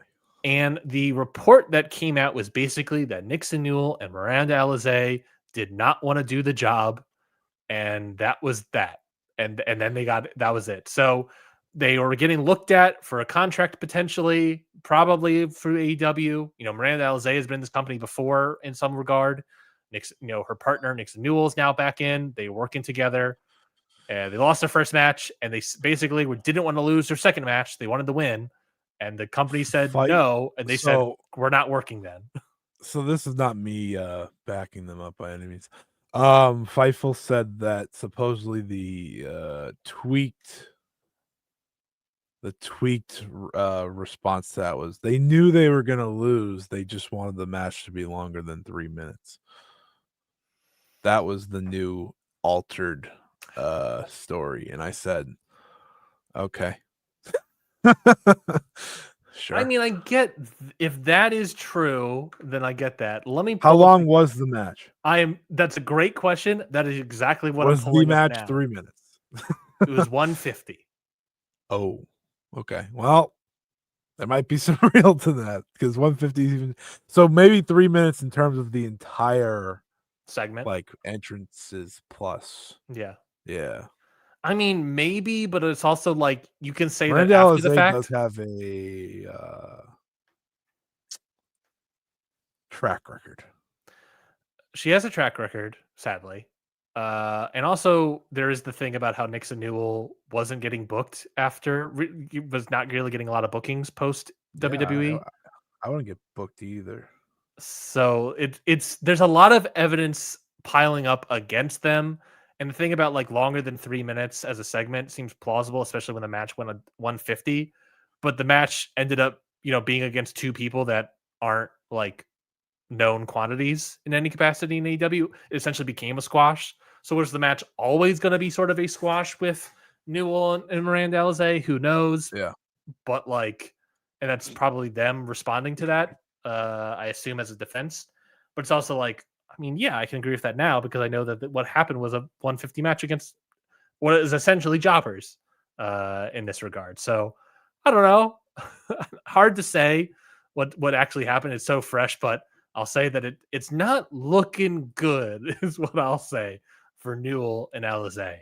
I don't know. Sounds like they'll have honestly, if they're hard to work with, Scotty, and they want to continue working and win matches, MLW seems like a legitimate place because that always seems like the place where people hard to work with go and have a good time working.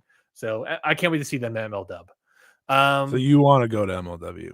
Oh, of course, big fan. I did message you like this week of being like, I feel like I need to get back in MLW, just because of like there's less promotions that exist now. And we'll talk about Deadlock in a moment. Let's continue AEW real quick.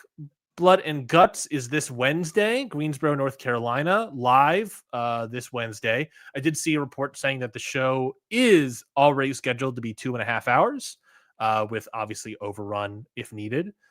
The 3 matches that are listed here on the, I do feel like, let me get the stuff because I want to get the advantage decisions that were put together as of last night.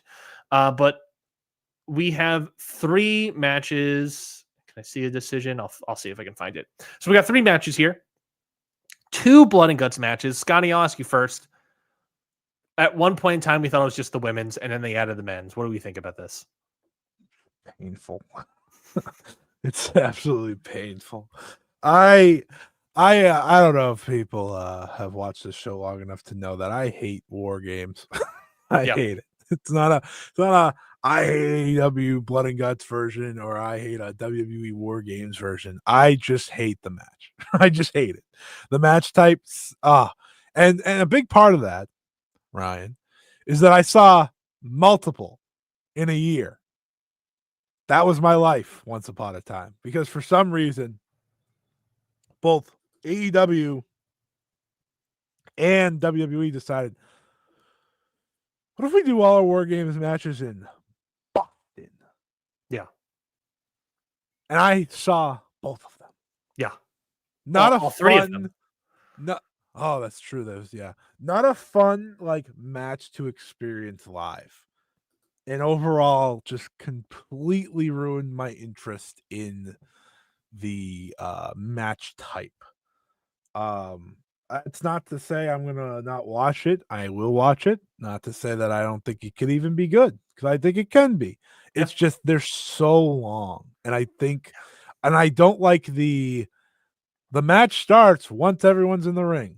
Mhm. Then just put everyone in the ring, or like put them in quicker. Yeah. You know, like yeah, I hate war games. And knowing that the show is already a plus 30 minutes, the usual thing. It's also interesting that, like, look, now we have. I said this about the WWE war games matches of, like, it's a matter of creativity that is always an issue for me as well. And I think that's kind of what you're alluding to a degree as well. Of like, it's a weapons match. It's a weapons match. It's a violence match. It's a bloody match if you're AEW. And for like WWE war game stuff, it's like it's a thing of creativity. You're already restricting yourself in like terms of blood and stuff, but like how creative can you be when you have to do the same match in a row with 10 different people or 20 different people, right? In WWE. And oftentimes I always felt like the women's match got the short end of the straw and the men's match got more creative stuff. How many war games matches have I seen of Io Sky jumping off the top of the cage in a trash can? Right, Practically every single one. How many have you seen since war games came back? Right, where half the match is pulling weapons into the cage. Yeah, every single WWE war games match is they run out, they take a weapon from underneath the cage and then throw it in, and then they go in. Right. And part of me, when war games I hate that. first I hate came that back, too. it was fun. Like I'll admit it, like when it first came back, it was fun. It's not now. It's at not. all. And now we're adding a fourth. This time, AEW is doing their own women's blood and guts match. With all happening in the people same month is diabolical. Yes. Yeah, we'll talk about this, and then in 2 weeks, 3 weeks, or whatever, we'll talk about the Survivor And this Series. was AEW's decision. Yes. Like this is the one time, like, and maybe this is why they're doing it. They're like, we're gonna have the better ones and we'll do it first and such or such. I think that's a very interesting point, because it could be like the just we're gonna beat them to the punch of having more interesting creative ideas than WWE has to be on the back foot to a degree. So I get that. I just hate the match. Me too. I'm not jazzed. I don't think these two are. I think the woman's one's exciting for the idea it's the first. Yep. And like the intrigue of like Mercedes being in it and how does that look? But the men's one is like just there for me. Yeah. Agreed. Which is how I feel about whatever the WWE ones look like, to be fair. I don't know what they are going to be, but yeah, it's similar. Like, yeah, they're going to bleed a lot. That'll be cool. Someone's like, it doesn't the cage probably. It didn't have to happen, you know? Like this match doesn't need to happen. Yeah. We'll talk about the men's one first here. The good guys have the advantage. They won it last night with Roderick Strong beating Jon Moxley by countout. Darby Allin, Roderick Strong, Mark Briscoe, Orange Cassidy, and Kyle Riley versus Jon Moxley, Claudio Castagnoli, Wheeler Yuta, Dana Garcia, and Pac for the men's blood and guts match. So basically, it's more a continuation of AEW versus Death Riders, which is totally fair. And it's sort of turned into the conglomeration in Darby Allin versus the Death Riders here. Ooh. Yeah, I feel the same way. It's sort of the thing of like, it will be violent, great, but that's, I don't know what new thing I'm going to be excited. Why is the so like why unless it's fire and they teased the cattle prod last night on Collision. There's other things here, but like that's just Darby and Moxley. I'm not seeing that with Orange Cassidy. I'm not maybe Orange. I could see that with Mark Briscoe. Okay, maybe there's other people. What is the payoff? Because wasn't Darby and Moxley supposed to be done? Well, I thought it was gonna be a best of 3 series. We had them wrestle each other. Moxley won the casket match. Darby won the I Quit match. What is the follow up to those? Blood and Guts. I get. Oh, okay. That's fine if this is it. Like I'm cool with it if this is it. But I don't think it is. I don't think it is either. I think we're gonna do the third singles Mox and Darby match at Full Gear.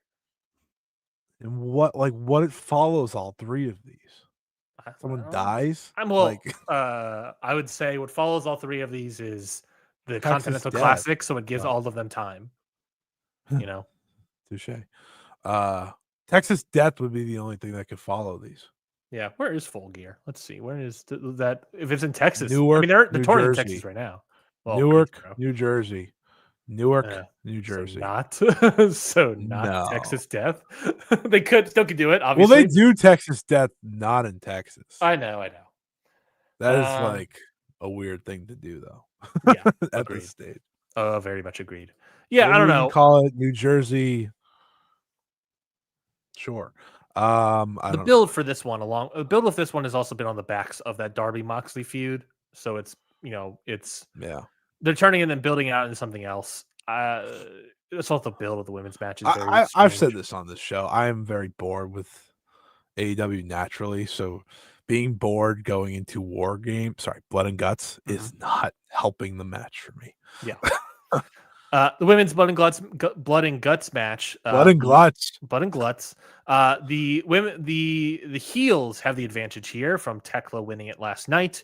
The heel team being Julia Hart, Sky Blue, Tekla, Megan Bain, Marina Shafir replacing the injured Penelope Ford, and Mercedes Moné. Very interesting inclusion in this. Again, she wants to be historical, is my point here.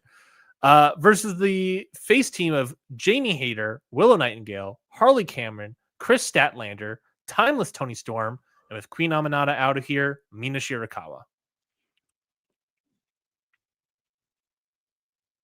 Poor Queen Aminata, man. I feel like every time really she gets a chance, like she gets something just goes wrong, you know? Yeah. I agree with you that I'm more excited for this one simply because it's something different and new, and there is something to be excited about because it's a women's Blood and Guts. I'm fascinated to see what all these people do. I would also say there's like a lot of people here that are more than happy to be violent. Willow, Chris Stat, Tekla. How far are they willing to go? That's my question. You know, there are people that are in question in terms of how far they're willing to go, like Mercedes Moné. She is bullet number one of how far is she willing to go. But she's excited. But it's exciting for that alone. Also true. There is a car wreck fascination of like by the way, this needs to main event. Oh yeah. I don't think it should be a question, but I mean, I'm not confident that it happens for sure. No, like I said, I'm intrigued. Yeah. We'll see. Yeah, we'll see. I am in the same boat of like, look, we'll see how it goes. And then the other match here that we have, Falls Count Anywhere match. Again, I don't really understand why we're doing a stip gimmick match here on a Blood and Guts show, but I digress. Hangman Adam Page versus Powerhouse Hobbs. The week after. I know. Hangman Adam Page versus Hobbs. Powerhouse Hobbs. What do you think? I mean, it's cool. It's cool. I'm interested in it. Poorly placed. So poorly placed. Like this agree. Is the middle ground and the breather. The breather of the. They have to do something different of Falls Count Anywhere, but I don't know what different is. It's gonna be a violent show. What can we say? That's true. That is factual. It will be violent. But yeah, I don't understand the booking of this card. But like that's the other problem with having two of these. Like, what are you supposed to put in the middle? Yep. It's why when WWE does their shows, it's like, ugh, you know? Yep. Like, you're gonna. I mean, I guess the fun or the better thing about this one is that the two rings aren't gonna bother the shit out of me. You know, when they do the Falls Count Anywhere match, like that's the only positive to the middle match being what it is. Yeah. Because I do hate the two rings. I think that's another part of my dislike for this is the two rings just no. You're not excited about both teams standing on either side of the rings and staring each other through each rings and then walking up in between, and then they both get in between the ropes and then they do the hockey fight. Yeah. You're not excited about that? Great. I that's probably my least favorite spot in wrestling. And there's a lot of least favorites spots in wrestling. I hate the hockey fight. The big team it's not it doesn't even feel like a hockey fight. You ever watch hockey? It doesn't even hockey fight like it's a little more like, you know, you're waiting, you're throwing punches. There's a lot. Both guys just like throw off gloves, and then there's a lot of. I love Sami Zayn and Kevin Owens, but I'll never forgive them. I'll never forgive them. All right. Well, that's AEW Blood and Guts. National What a title preview. news. AEW. I'm so pumped I don't have to review this show next week. I know you are. AEW national title was not necessarily unveiled, but the announcement of that they're bringing a new title. It is another mid-card belt, presumably in this company. How I learned about this. Oh yeah, we'll talk about that in a moment. AEW national title. It was announced that the winner of which will be decided in a casino battle royale at Full Gear. I know for a fact. I think I saw that Speedball Mike Bailey and Kevin Knight are already a part of that casino battle royale. So stay tuned for that. But obviously, Scotty, this wouldn't be AEW with some nonsense controversy coming out of things that fans. This is a valid controversy, not with the backlashes. NWA. Not with the NWA. Sorry, Mike Mondo. Mikey. There's two. The two to speak of are one. It is the AEW national title. They referenced it in passing in terms of like it's been so long since the last time we had a national title here, and that's because they're referencing the NWA one.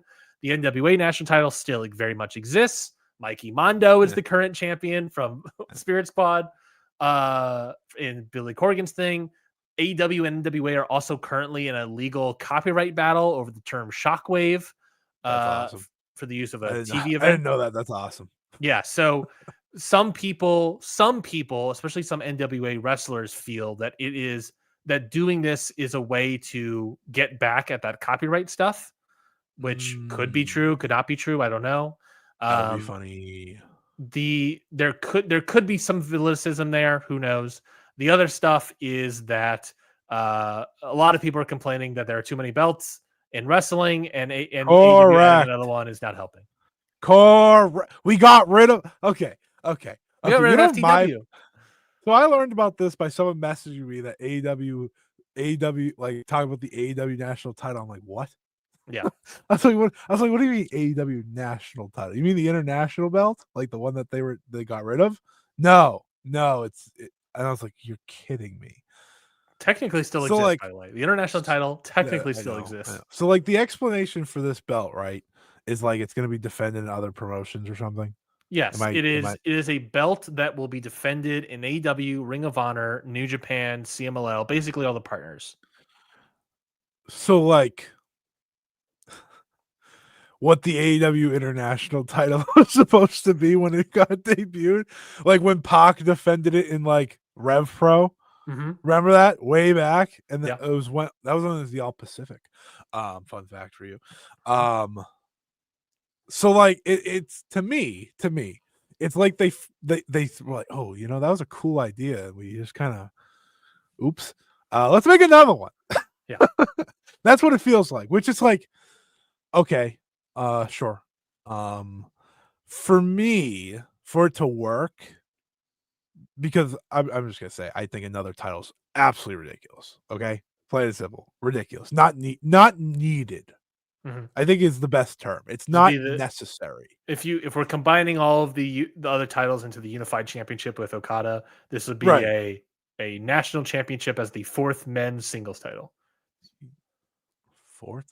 Oh yeah, if we're combining them. Yeah, that's absurd. That's the reason we got rid of two to make one.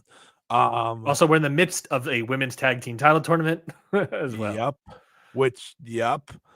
We're also, if you want to bring Ring of Honor into this, in the midst of a pure women's title tournament. A TV title? Is it pure or TV? Which is pure? Pure, which was announced in I don't know if you remember this, March.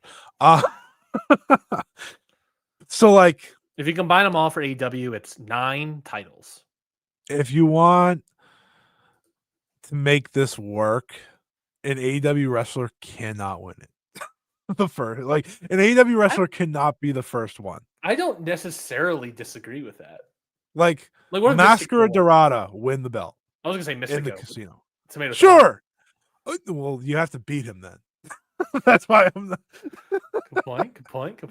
Like you could probably do a multi-man and get it off of him eventually. So like, but like that's my point. You can't have him win it, or then it defeats the purpose to me of the actual belt. And it's like, why are we doing this if you're just gonna give an AEW wrestler another accolade that's not really that important? Sure. So Sure. Yeah, I think I very much agree with that, because I do think a big part of titles, and I think it's an important conversation to have, especially when, like, in comparison to like WWE, right?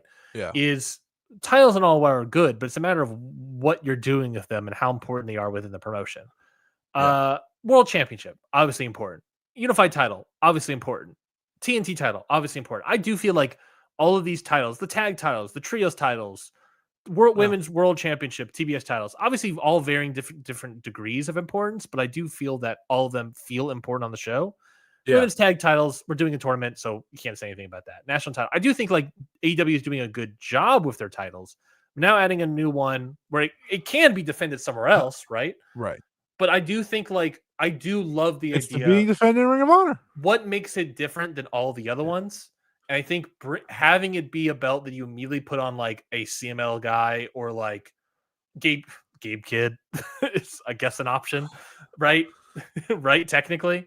Yeah, I Um, guess for now. I'm just thinking of like New Japan guys that are in the Yeah, sphere, but like putting it on someone else in a different promotion immediately yeah, strikes me as what is different about this title than all the I other agree. titles. Yeah, that's kind of instantly what I thought when I saw it. It's like it can work if it's on someone else. Also, I'd really limit how much it's actually defended in AEW.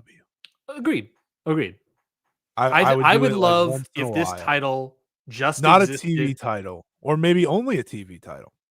Yeah, maybe. You Well, know, hold like on. I would love, this is what I'm going to say.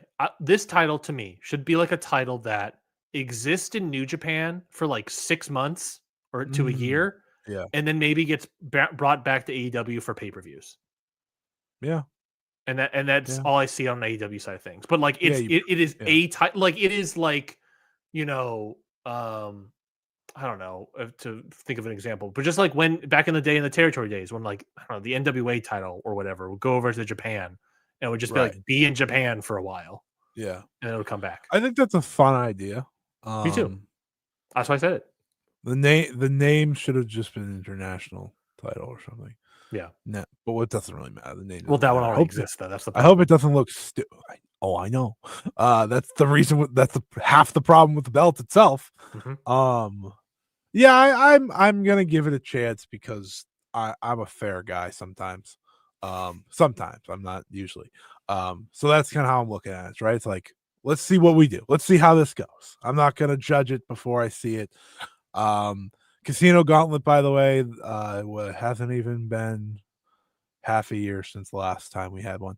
We had I two feel of them. like the last time was All in. all in, right? We had two of them. Yeah. That was bad. I Having will. two. Can I say the thing that no one's talking about in MJF terms of still has it, by the way. that's true. He could be returning. I guess he could be winning the title. He could be returning. That would be funny. You know what? Can I say one thing about the national championship that I have not really seen many people complain about? That is my biggest complaint about the title. This is a title that will be defended around the globe, right? Why is it the national title? Why is it? No, that's my point. That's why it doesn't make sense.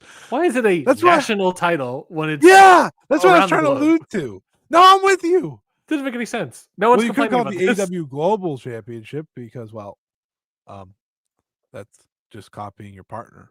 Sure, but I don't care. You're already allegedly copying the NWA. Not allegedly, it's factual. There is. If there this is comes out with a red strap, Scotty, NWA has a case. If the middle plate is is the The United States, the United States, then we have a problem. it should have the middle plate should have the United States, and then when it's in Mexico, it should swap to Mexico. Global title would have played. Yeah, it would have played. Oh, you know what it could have played? The Universal title. Now we're talking. It gets defended on Mars. It's sick. I've been sick. Any other bits about it? It's fine. I feel like we said our piece about it. I don't care too much. It's just silly. I think that's my word for it. Silly. Agreed. Now, if you put on Mascara Dorada, I'm in. Two last little news bits here. We'll talk about New Japan. Little tidbits. Sorry. Since we're talking about the international championship, and why not talk about the holder of the international championship? Wrestle Kingdom got 2 more match announcements. Scotty, I don't know if you saw this. One's Hiroshi way Tanahashi, bigger than the other. Yeah, one's way bigger, and the other one's dumb. Honestly, Yeah, I agree that the Tanahashi match is dumb. No, Tanahashi versus Okada. That is going to be his retirement match. It's Tanahashi versus Okada. It was long rumored that it could have been Nakamura. That rumor was either false or has fallen to the wayside because it is now a lot of debate about that one. Tanahashi online versus Okada. Before we talk about the other match, Scotty, thoughts on this formalization of what this match is?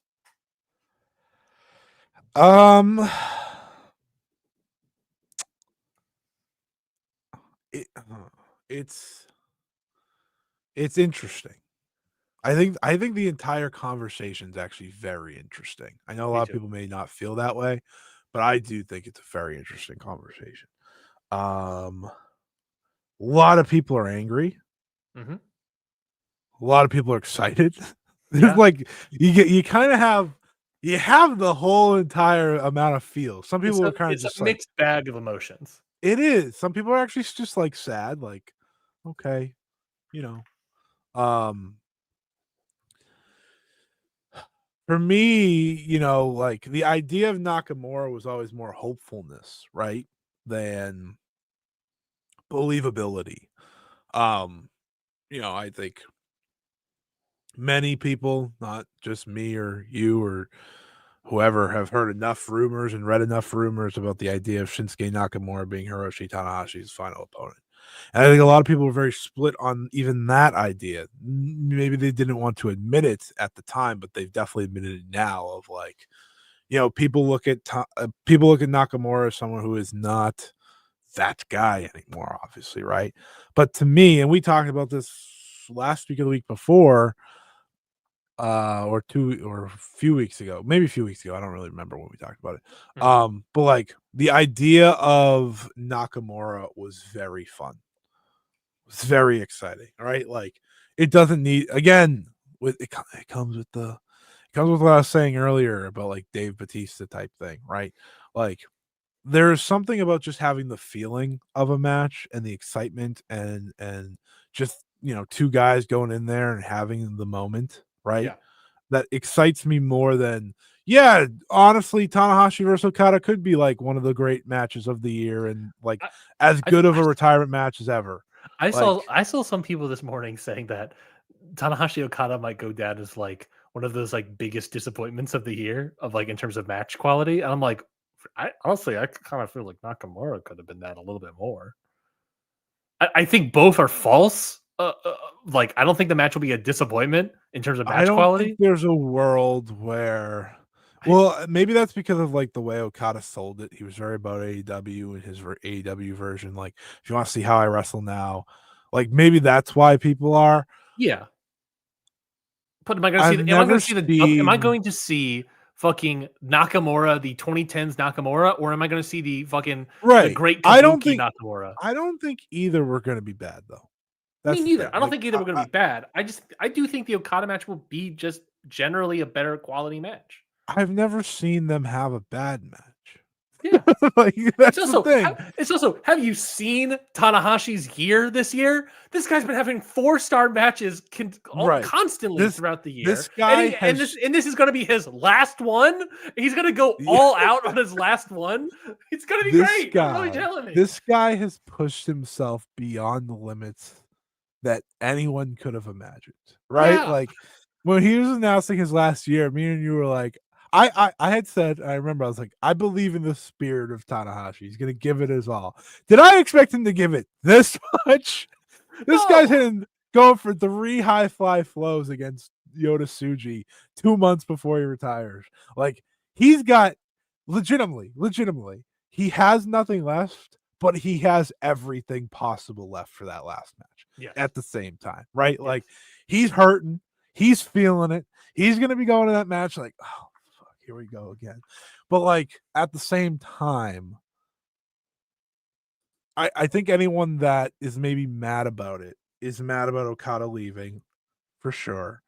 is mad about him now coming back and getting the retirement match. Because the idea of Nakamura back in New Japan, I think also spoke for itself for a lot of people. Like that idea. But Okada is going to do everything for Tanahashi. Yeah. If there's like he's also going to play the heel to the Ultimo right baby face of Tanahashi. There is a they got to give Tanahashi like one kick out of the Rainmaker, like that one last. There's a beauty. I don't know how many people watch it, like a lot of retirement matches, but like it's a specialty in Japan overall of like that final burst, that final no, I don't want this to end just yet type kick out that like is better than any kick out you can have in wrestling. And he's gonna have that. There's not a world where I'm not excited for this because it's Hiroshi Tanahashi's last freaking match. It honestly didn't matter who you put him against to me in the end because I'm going to be pumped about it. I'm going to be amped about it. I understand the frustration or such the sadness of it not being Nakamura because it does seem like that's the main match Tanahashi wanted. Let's put that there, right? But he's going to end it with his greatest rival instead. Oh, darn. Like, I don't know. I think even if you don't like what Okada's done in AEW, even if you don't like, Okada leaving or whatever, think about it in Tanahashi's point of view. Like, he couldn't get Nakamura. Whatever made that not happen. Let's just be real. The contract that he is signed to is what made that not happen. Whether that's because, what people want to say of like, oh, Tony Khan said no, or this or that, whatever it is, which we'll never know. Obviously part of the big disdain towards Okada. Absolutely. It's not really Okada. It's all the New Japan fans who are angry about AEW and Tony Khan. Yes. Which, I mean, that's just continued anger. This is just feeding that even more. Right. And hey, I'm here to say you're valid for that. Honestly, you are. You are valid in that we all really he's sending back the guy he signed. Yes. It's a double whammy. And to a certain degree, they feel like that Nakamura was taken away from them. Which, to be fair, that was purely a rumor, and honestly, a long shot of a rumor, anyways, because it's WWE signed Nakamura. I will say here, I don't get told. This is just based on a lot of different channels. Yeah, it was as close as could be. It sounded like at one point, but is that true? Wow, is that true? Yeah. I don't fucking know. I'm just going off of continue. Like, I don't know how close it truly got, but at the end of the day, it's not happening. I'm sorry. It's a bummer. It was not teased once on New Japan TV or whatever. It was once. Tanahashi did hit a Shinsuke move like 2 weeks ago. Interesting. And that's why people were like, hold on, is it actually going to happen? And then obviously Nakamura did the Tanahashi thing to end the WWE show. So people were like, hold on. It sounded, and it's I know Super J Cast are the ones under fire saying it was close, and Tony Khan's the one that said no or whatever. Which certainly could be true. For sure. But let's look at what it is now. It is Hiroshi Tanahashi in his retirement match facing Kazuchika Okada. If Nakamura's much go as opposed to Nakamura. If Nakamura's not an option, right? Like, just again, he signed to a WWE contract. Let's be real. Very hard for that to be an option, no matter if you're partnered with AEW or not. Yeah. If that's the case, then who else would you have wanted it to be? Right? Aaron Wolf is not on the table. No, he's not. Like, who else would you want it to be? You don't want it to be a current New Japan wrestler. Oh, Yuji Nagata? I don't know. Like the only other person, again, for the mystique of it, not for the match, would have had to be like a Naito. Yeah. Right? Yeah. Who, again, not employed by New Japan Pro Wrestling. True. I think whatever option Tanahashi was going to go with, the guy was not employed by Bushiroad or New Japan. So that automatically makes hurdles. That automatically makes something. And Keiji Muto went with Naito to a guy that wasn't contracted to Noah. Correct. It's just you want the guy to get his retirement match. If he couldn't get one, he got Okada. Like Okada had to be his number 2 option. I would say the question is this 2 or is this 1B? Right. Like was 1A Nakamura of a dream more so? Yeah, and then it's like 100%. We have like Okada's the real okay. Okada's like this is the pick. Okada is this is the pick unless we can get the dream of Nakamura. It's like, but like imagine, Yeah.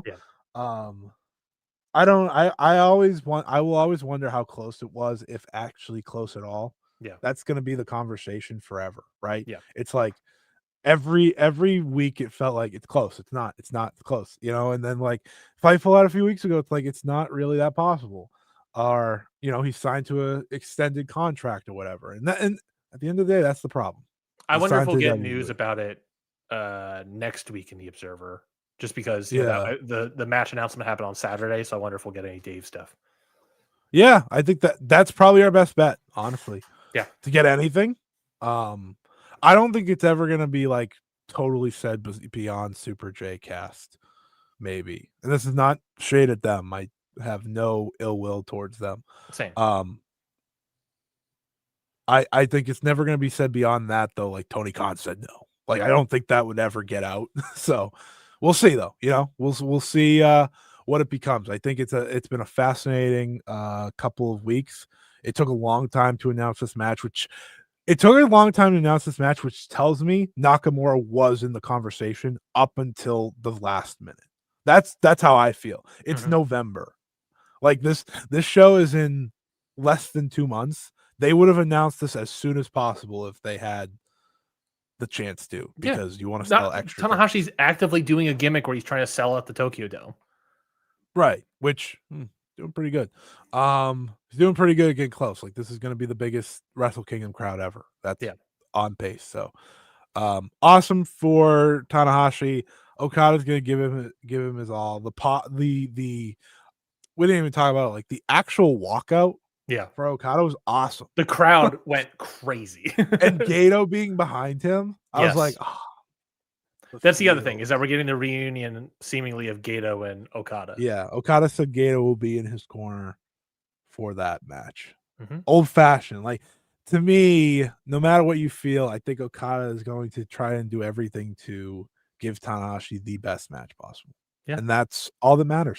That's all that matters. And can I say one thing about the match so far? Could obviously change, that I really like about the announcement. This could change. Who the heck knows? Be for the AEW Unified title, right? Yeah. I really like that it's not. Yeah, I wouldn't put it anything on the line. Well, because gives him the chance to win too. Exactly. The Unified title tells me Okada's winning, and I probably could say that Okada's winning this match anyways. Yeah. It's a retirement match. The whole idea is that it's going to be, most go out on their back. Yeah. But the fact that it's a singles match is playing into exactly what we've talked about with Tanahashi's year so far, is a guy who is working really hard as the babyface and trying to be the ultimate underdog in this old man who used to be an ace, this old, samurai legend, right? Who's going at one last time. And is just going to be getting destroyed by Okada's Rainmakers, but he's going to keep kicking out. Like, that is what I'm looking forward to, is that moment of just being in the palm of Tanahashi's hands the entire match. And by making it a singles match, it allows more of that suspense of disbelief of, oh, wait, Tanahashi could actually win this one. He could actually beat Okada. That's what I really like about it so much. I'll say it right here, right now. I'll eat crow the week we review it. If not, I think it's going to be one of the best matches of 2026. Confidently, it's retirement matches hit a different level. Yeah, and Tanahashi is going to be so great at it. Yeah, retirement matches for all-time greats.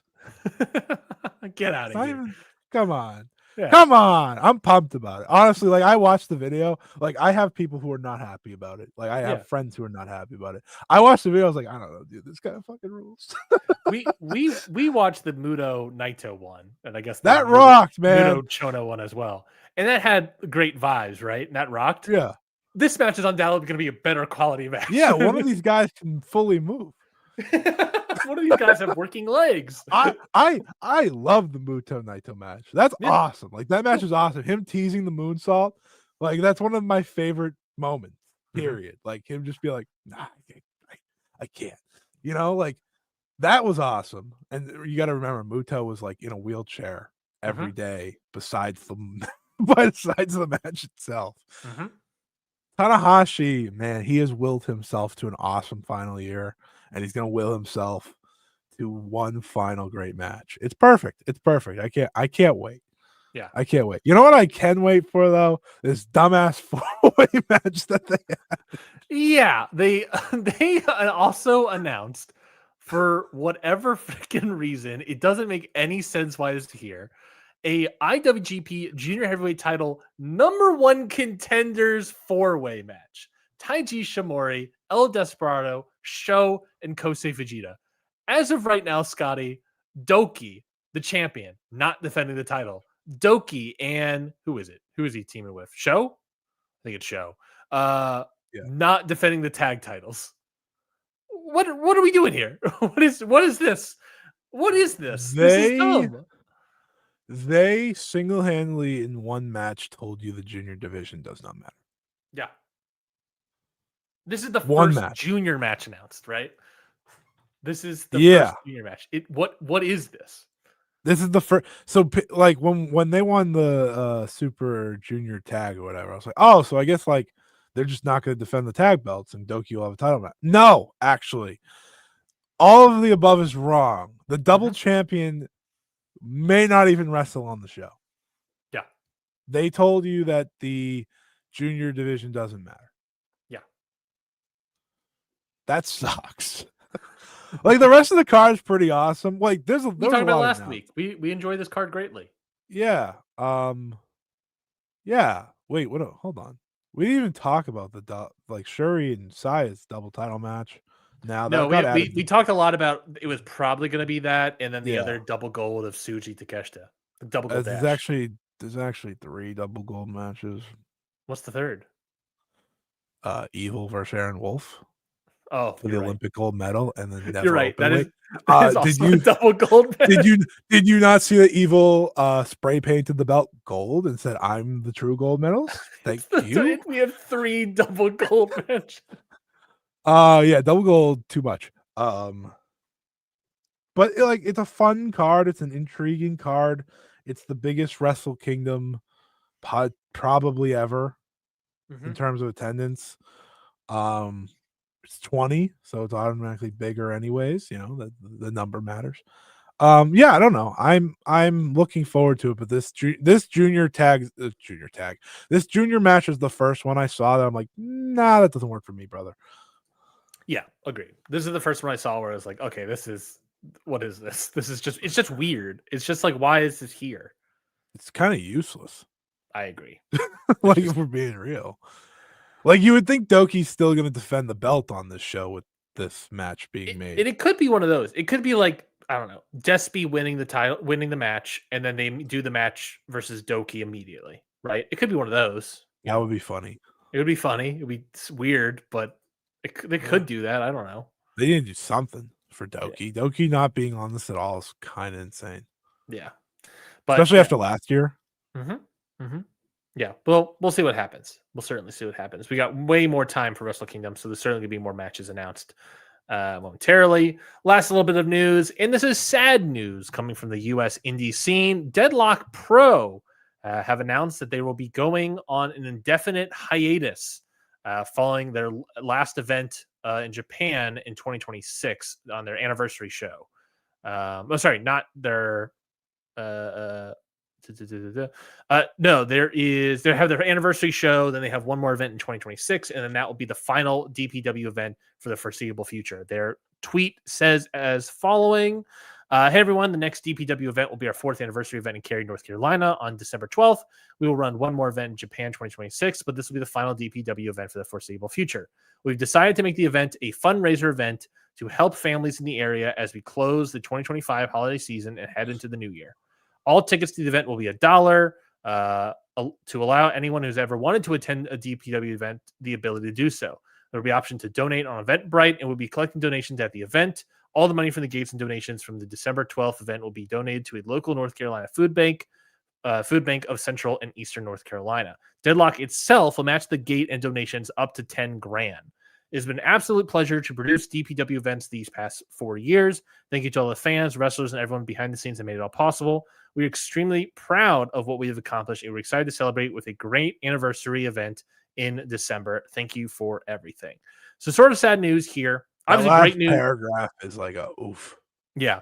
Obviously, great news in the sense of doing a charity show is obviously great. That's a phenomenal thing. I imagine they will get a lot of donations. Deadlock Pro, we have said this on the show, has been one of the better indies in the United States for the past couple of years. In a space where the indies need something, and we have tried our best to cover Deadlock Pro this year, and obviously sometimes we succeeded, sometimes we failed. We tried our best to cover Deadlock Pro. I really like Deadlock Pro, and seeing the news that they will be doing their final event for the foreseeable future. They can always come back, obviously. Sure. But seeing that's the final event for the foreseeable future is devastating news. It is, and this pairs with Prestige Wrestling ending. Correct. Who 2/3, they are two promotions along with West Coast Pro that were all working together as well. Yeah, it's a sign of the indies right now, man.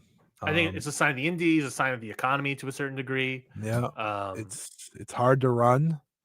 It's hard to, I think, do something important and special and meaningful when you're not a top company with a lot of money.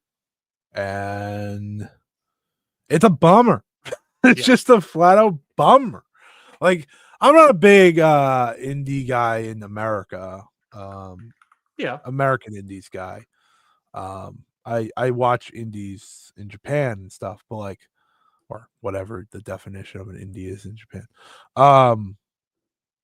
But you know, shout outs to my friend Dylan for this one. Between the indies kind of somehow in some ways taking another major hit, and Puro being what it is. Yep. And shout out Smack Daddy though. Shout out Smack Daddy one time. It's a tough time, and American pro wrestling as a whole right now.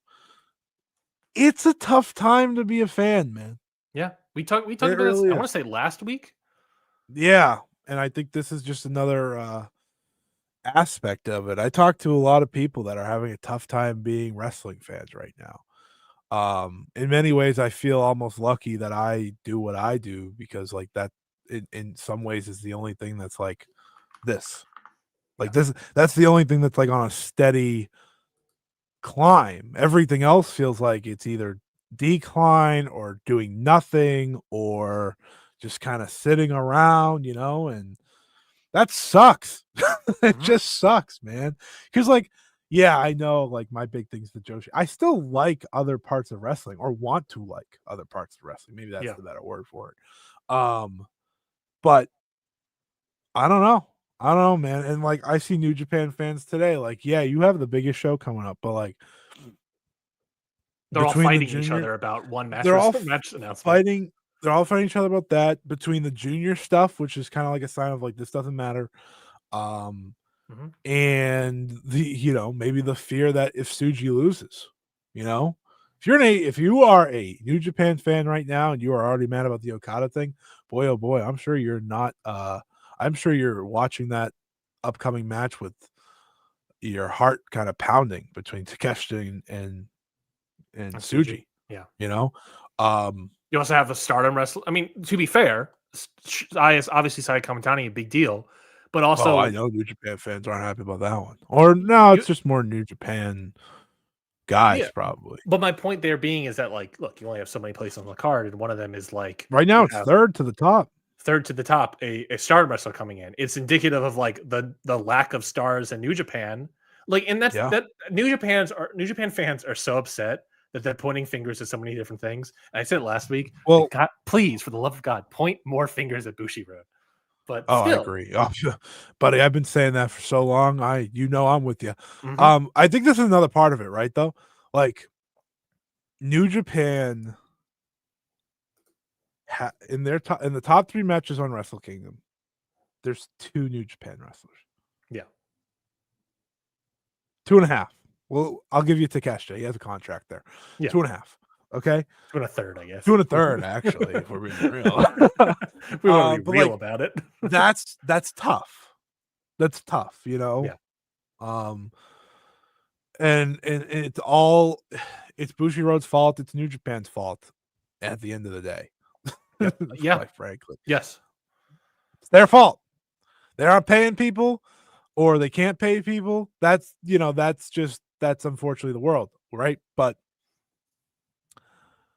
you could have, it's your show. You can put whoever the hell you want in these spots at the end of the day. You are booking this show. You don't have to have, Takeshita doesn't need to be the world champion for this show, but you decided on that, right? Okada's fine. Like that, we just said it.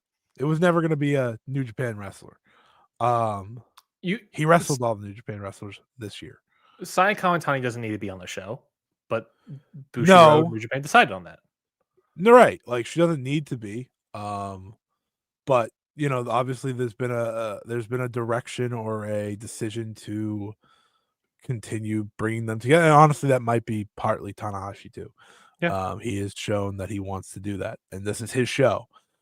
You have to remember, you know, the Muto show, he had women on there. There was a Joshi match on there too. So it's a weird time to be a wrestling fan, though. That's my ultimate point. I didn't want to go down the New Japan road again. But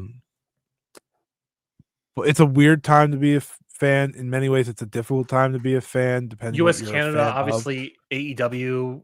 AEW is like holding strong, I would say. If you're an AEW fan, you're feeling okay. Yeah, you're not holding steady. You know, right? Like if you're an AEW top fan, you weren't down when MJF was world champion, so you're fine now. Yeah, WWE is obviously, you know, weirdly on the downswing, right? Which, you know, you and me had said they had Cena's retirement, and then, well, they didn't even make it to the end of that. You know, I mean, they will. No, they will for the one show he's there. Like, he's only there for like 2 more shows, so that it doesn't matter anyways. Yeah. But like the actual product, no one's interested in, and I think that's fascinating. And with Deadlock Pro going away, that's the indies are getting weaker. Deadlock Pro is the best indie, and now it's taking a hiatus. Pro Wrestling Guerrilla, by the way, is also on hiatus. Like, I know it's been a long time, but like that hurt too. Yeah. You know, once upon a time, and I don't know, it all stinks. This is also an indie that like AEW was in a way working with, right? Is, you know, Roderick Strong just worked a show. Workhorse DPW Grizzled Young Vets, obviously. DPW was probably the best recipe of bringing together like a lot of different aspects and making a really cool show while also building their own guys. You know what was also great about DPW? It was in high definition. Yes, true. In 2025, if it wasn't in high definition, I would be questioning. Well, most indies still are. Yeah, that's true. They did actual booking. Yeah. They did actual storytelling that was very strong, and I was incredibly invested in. Yeah. A lot of companies just put on cards. And look, like, you can say whatever you want about GCW. GCW and Brett Lauderdale is a really great promoter to a degree, right? He's a not good booker. He's a bad booker because he's not booking anything. He's just doing matches. He's a promoter. Yeah. That's it. That's all he is. Yep. DPW was a great booking territory. Yeah. I mean, I think there's I know everyone gets signed now. But DPW made some stars in their 4 years. If this is it, I don't know if it's it. Yeah. But if it's it, I mean, obviously the most notable is Jay Malachi, now Javon Evans, but Lucky Ali, who also got signed. He Jake was a Something great really one. blew up a lot Jake more on Something, DPW. Calvin Tankman did absolutely. great there. Adam Priest did great there.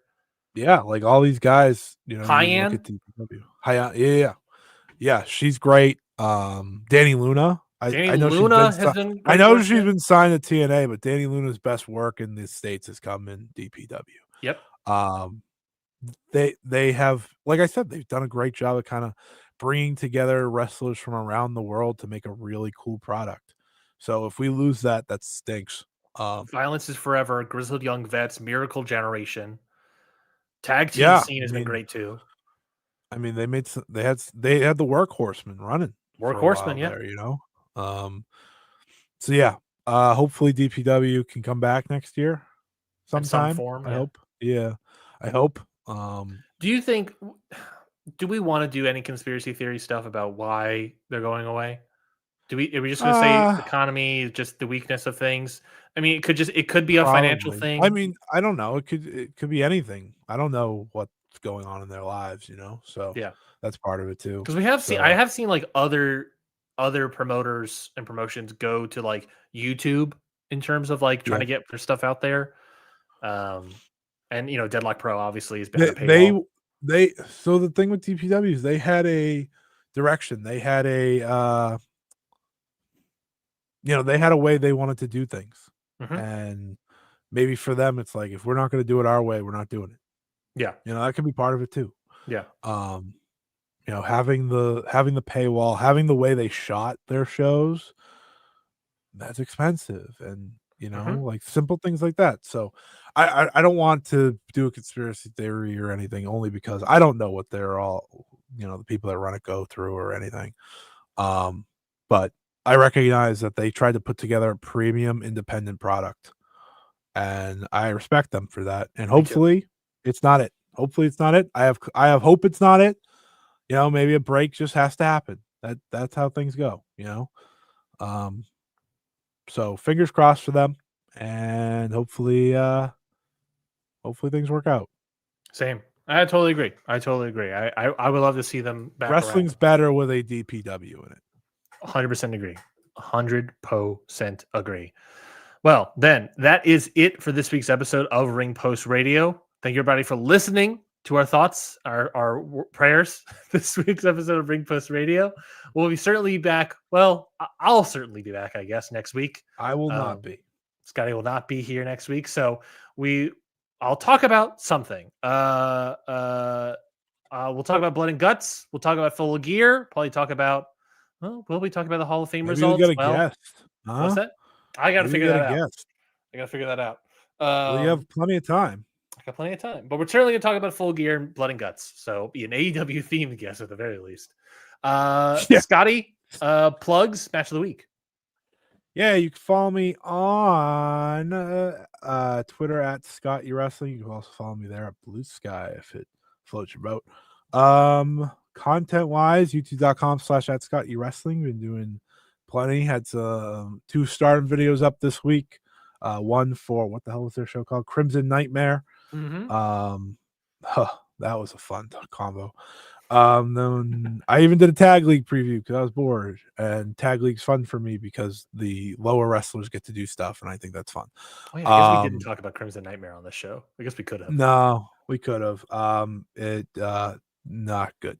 Yeah, I didn't even watch it. I thought I did watch it. I guess I didn't. Yeah, it happened on Monday, and I forgot it happened this past week. Yeah, it's been a long week. But tomorrow I'll have a Sariism review if that floats your boat. For chapter 9, so that'll be fun. Great main event coming up: Suzu and Sari versus Natsupoi and Shiro Hashimoto. Should be a great match. What else? I just have a lot of content coming up that I plan to do, but Yeah, you're out of the wedding sphere, so you're I'm working on cooking stuff. now. Cooking with gas. I do have school coming, but School? You're that going was back to school? yes, I am. I'm gonna get Oh, my master's in marketing. So ooh! that's fun.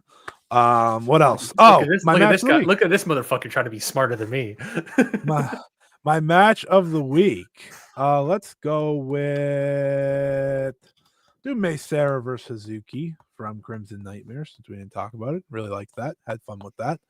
Hazuki good. She's right now playing a luchador for us, I saw though. that. And it's like it sucks because I love FWC and they clearly have no direction in stardom, but they're doing new things and it's kind of fun. So Is Koguma doing the bear stuff still as a luchador or no? no, they're playing heels. It's Then kind of awesome. I have to go check this out because It's my kind biggest of gripe about Koguma was the bear. no, they're kind of locked in. It's kind of funny. You'll enjoy it. They fought Natsupoi and Sayori, the first one. That's probably the one to watch. Okay. It was fun. Like they were doing like some crazy stuff. I was like, I've never seen you even try that.